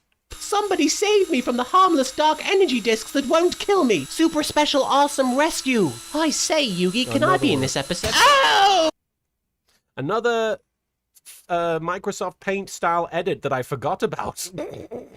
Wait a minute. I just murdered him. B of 2008, you needed a little bit more restraint. You were going a bit too hard on the randomness. He's dead. Bakura is dead. Oh dear. That's it's really funny just looking at this though. Pausing the video and looking at this. Just the little tube of Bakura's body. Oh, buggeration! Huh, I guess 4Kids forgot to censor them after all. I think that that's the last time I do something like that, right? I think that's the last time Bakura gets, like, hit with something. It was gonna be, like, the biggest running joke, I think. It was gonna be some... back then, B of 2008 was like, it'll be so funny if Bakura just constantly has worse things happening to him. But I think that's the last time I do it, which is a good stopping point. We meet again, little Yugi. Again.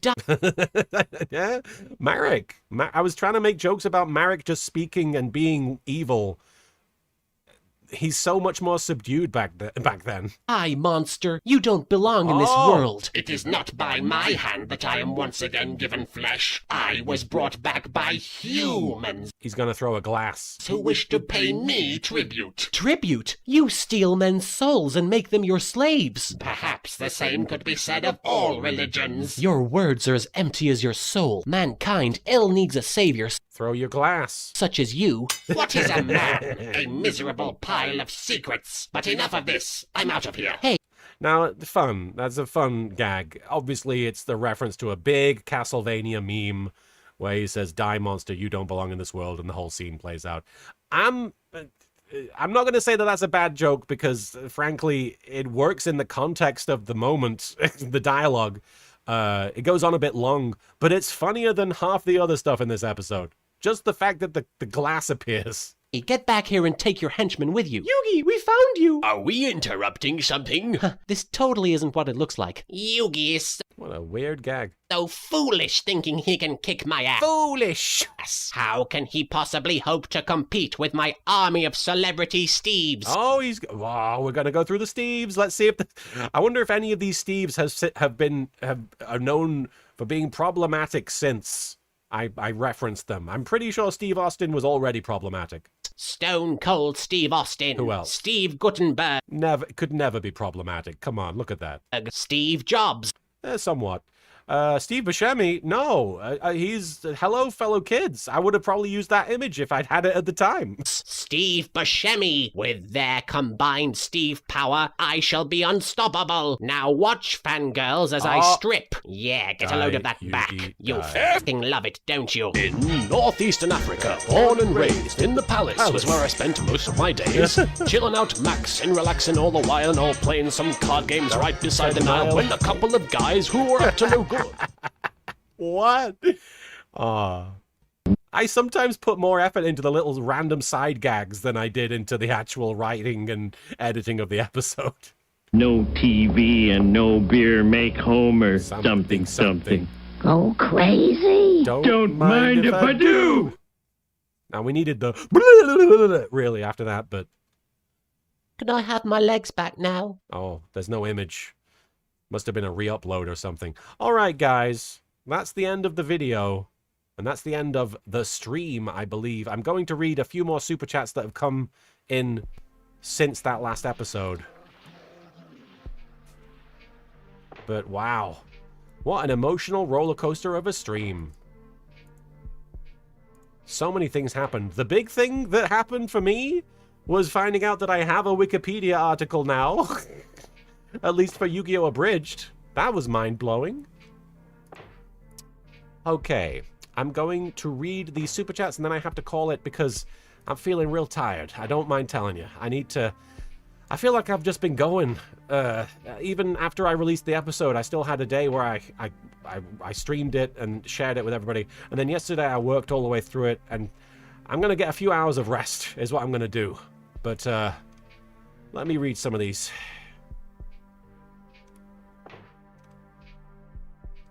Let's see. Samwise, thank you for the super chat. Your super chat might make a good coaster for my drink. Yes. GFAC Woody, thank you for the super chat. Maybe a weird question. Does B have a separate voice from Martin? Congrats on going public. So here's the thing. If you really want me to, I mean, you've asked, so I'm going to do my best to answer this. I haven't put any real thought into how my voice should sound. There is an inclination I have to sound more feminine. I do want to work on having a more femme voice. I would like that just to be my voice. But at the moment, I'm hesitant to do... This is going to sound weird. I'm hesitant to attempt anything feminine with my voice publicly because... This is going to sound so stupid, but I feel silly a little bit, mostly because I'm known for doing voices, and I don't want people to think I'm doing like a silly voice. I want people to hear my voice and hear me, you know? Does that make sense? So I haven't established a voice that I'd like to stick with. I haven't done... No, I don't want to do the Taya voice. That would be ridiculous. But I would like to train my voice to sound more feminine.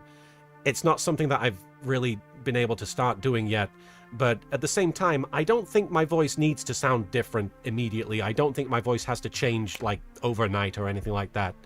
I will figure it out. I will figure it out. I will find it.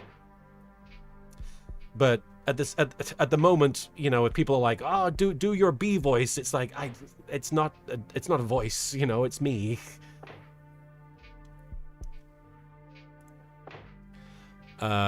Muletto, thank you for the super chat. You not only made abridging a thing, I got hours of laughter and joy because of you. You deserve everything. If you're comfortable answering, do you think you'll look back on YGO Abridged and notice hints of themes retrospectively? Hints of themes? I mean, there's certainly themes. Mostly the themes of, you know, how silly it is, how silly the card game is. I'm not sure what you're asking. I hate to say. Everything has themes, I think. Have you seen Gintama? I have not seen Gintama. I don't know. I assume it's an anime.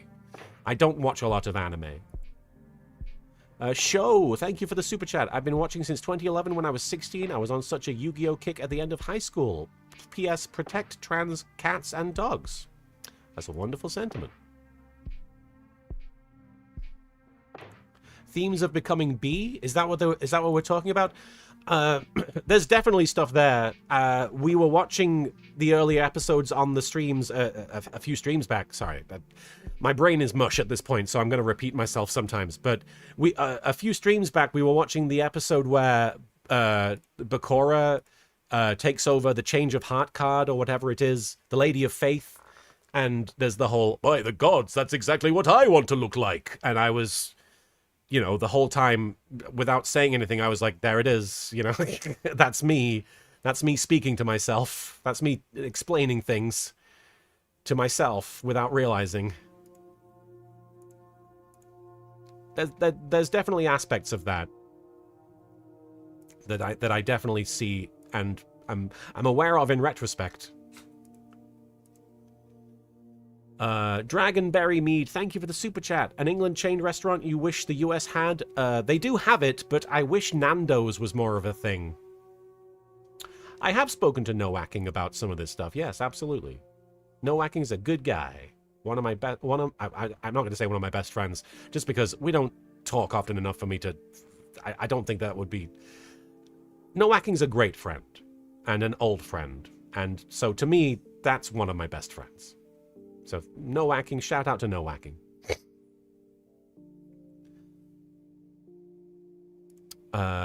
Sile, thank you for the super chat. Do you feel the Lady Gaga parodies kind of exist in their own time bubble? A little bit. They were certainly coming out right around the time of the Gaga Renaissance, right?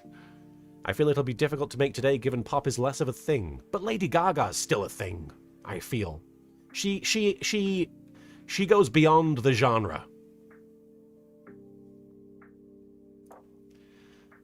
Aman Dark, thank you for the super chat. Will your girl voice be inspired by My Valentine's? Congrats for coming out and we love you. No, I don't think, especially not the abridged version. But I wish I was as beautiful as Mai. I would love to be that gorgeous. I would love to have that kind of an aura, you know? I wish I was the kind of woman that could walk into a room and everyone's like, whoa. It's certainly a goal to have that aura, you know? Carlos, thank you for the super chat. Jokes are jokes. People will make something out of it. If you're silly and goofy, sure. Intentional, being mean and spiteful, no. You're a good person. Karibo? Oh, well, thank you, Carlos. Tilly, I'll be with you in a minute, okay? Brady, thank you for the super chat. I'm not trans, but I'm gay. I knew for a while, but took time to come to terms with it due to being, essayed throughout my childhood. I'm sorry to hear that. I'm better now, got a great BF, and I'm trying to be an author. I'm rooting for you, Brady. I know that you can do that. I know that you can. I believe that you have it in you to be a great author. I hope one day to be reading your works. Tilly, I know. I have to wrap up the stream. I'm sorry, baby. My dog wants to go out, and I'm going to literally be a minute reading these super chats, so give me 1 sec, Tilly, okay? Thrash, thank you for the super chat. Here's a non-Melvin spirit hug for your feelings. I appreciate that. I was crying quite a bit. Tilly Woo is right, Tadashi. Carlos, thank you for the super chat. Everyone give love. You're very kind. Song of Storms, thank you for the super chat. So much love, B. It's been coincidentally exactly 12 years to the day since I started going by my name. Oh, wow. And I'm glad to catch one of these streams because your work has always been a great comfort. I'm really grateful to have been able to provide a comfort for you. There's a lot of comedy videos online that are a big comfort to me, so I'm very happy to be somebody that could provide that for you.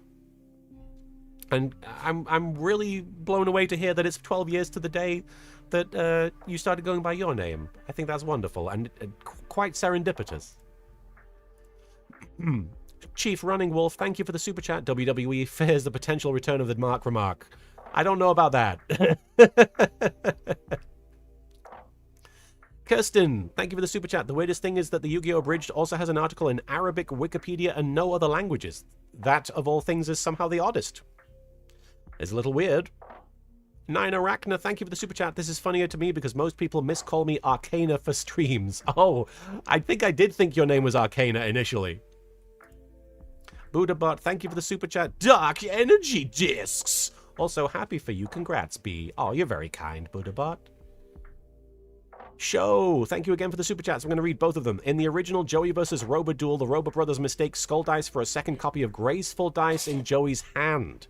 So them making an even more absurd error by mistaking Graceful Dice for Graceful Charity in the abridged version actually works well as a joke. Oh, that was not intentional, but I will accept it. Okay, Tilly, 1 sec. I'm sorry, I know. It'll be 1 minute. Femme Funtime, thank you for the super chat. If you want to be Dark Magician Girl, if she's goals, then there's a good chance that you are also a girl. Just something for the audience. It's really up to anyone watching to figure that out for themselves, but yes, I do encourage you to look inside and see what that means. Das Vaun, thank you for the super chat. Just started playing the Game Boy collection, so coming back, this is a good salve for my sanity. Thanks for all the laughs. Oh, thank you for staying sane, and thank you for enjoying the stream. All right, guys. I'm going to call it there. Thank you for joining me today. This was a very special one. Tilly is looking at me like she really wants to go out, so I'm going to have to call it very quickly. But I want you to know this has been very amazing. Just seeing so much support in the chat has been very helpful for me. And Tilly is whining at me. I do have to get going. I hate to drop it really as suddenly as I am, but Tilly needs taking. Thank you for being here, and I'll try and be here next Monday. It'll probably just be Monday and Wednesday next week for the streams, but I'll be here. And thank you for being here with me. Take care. Bye.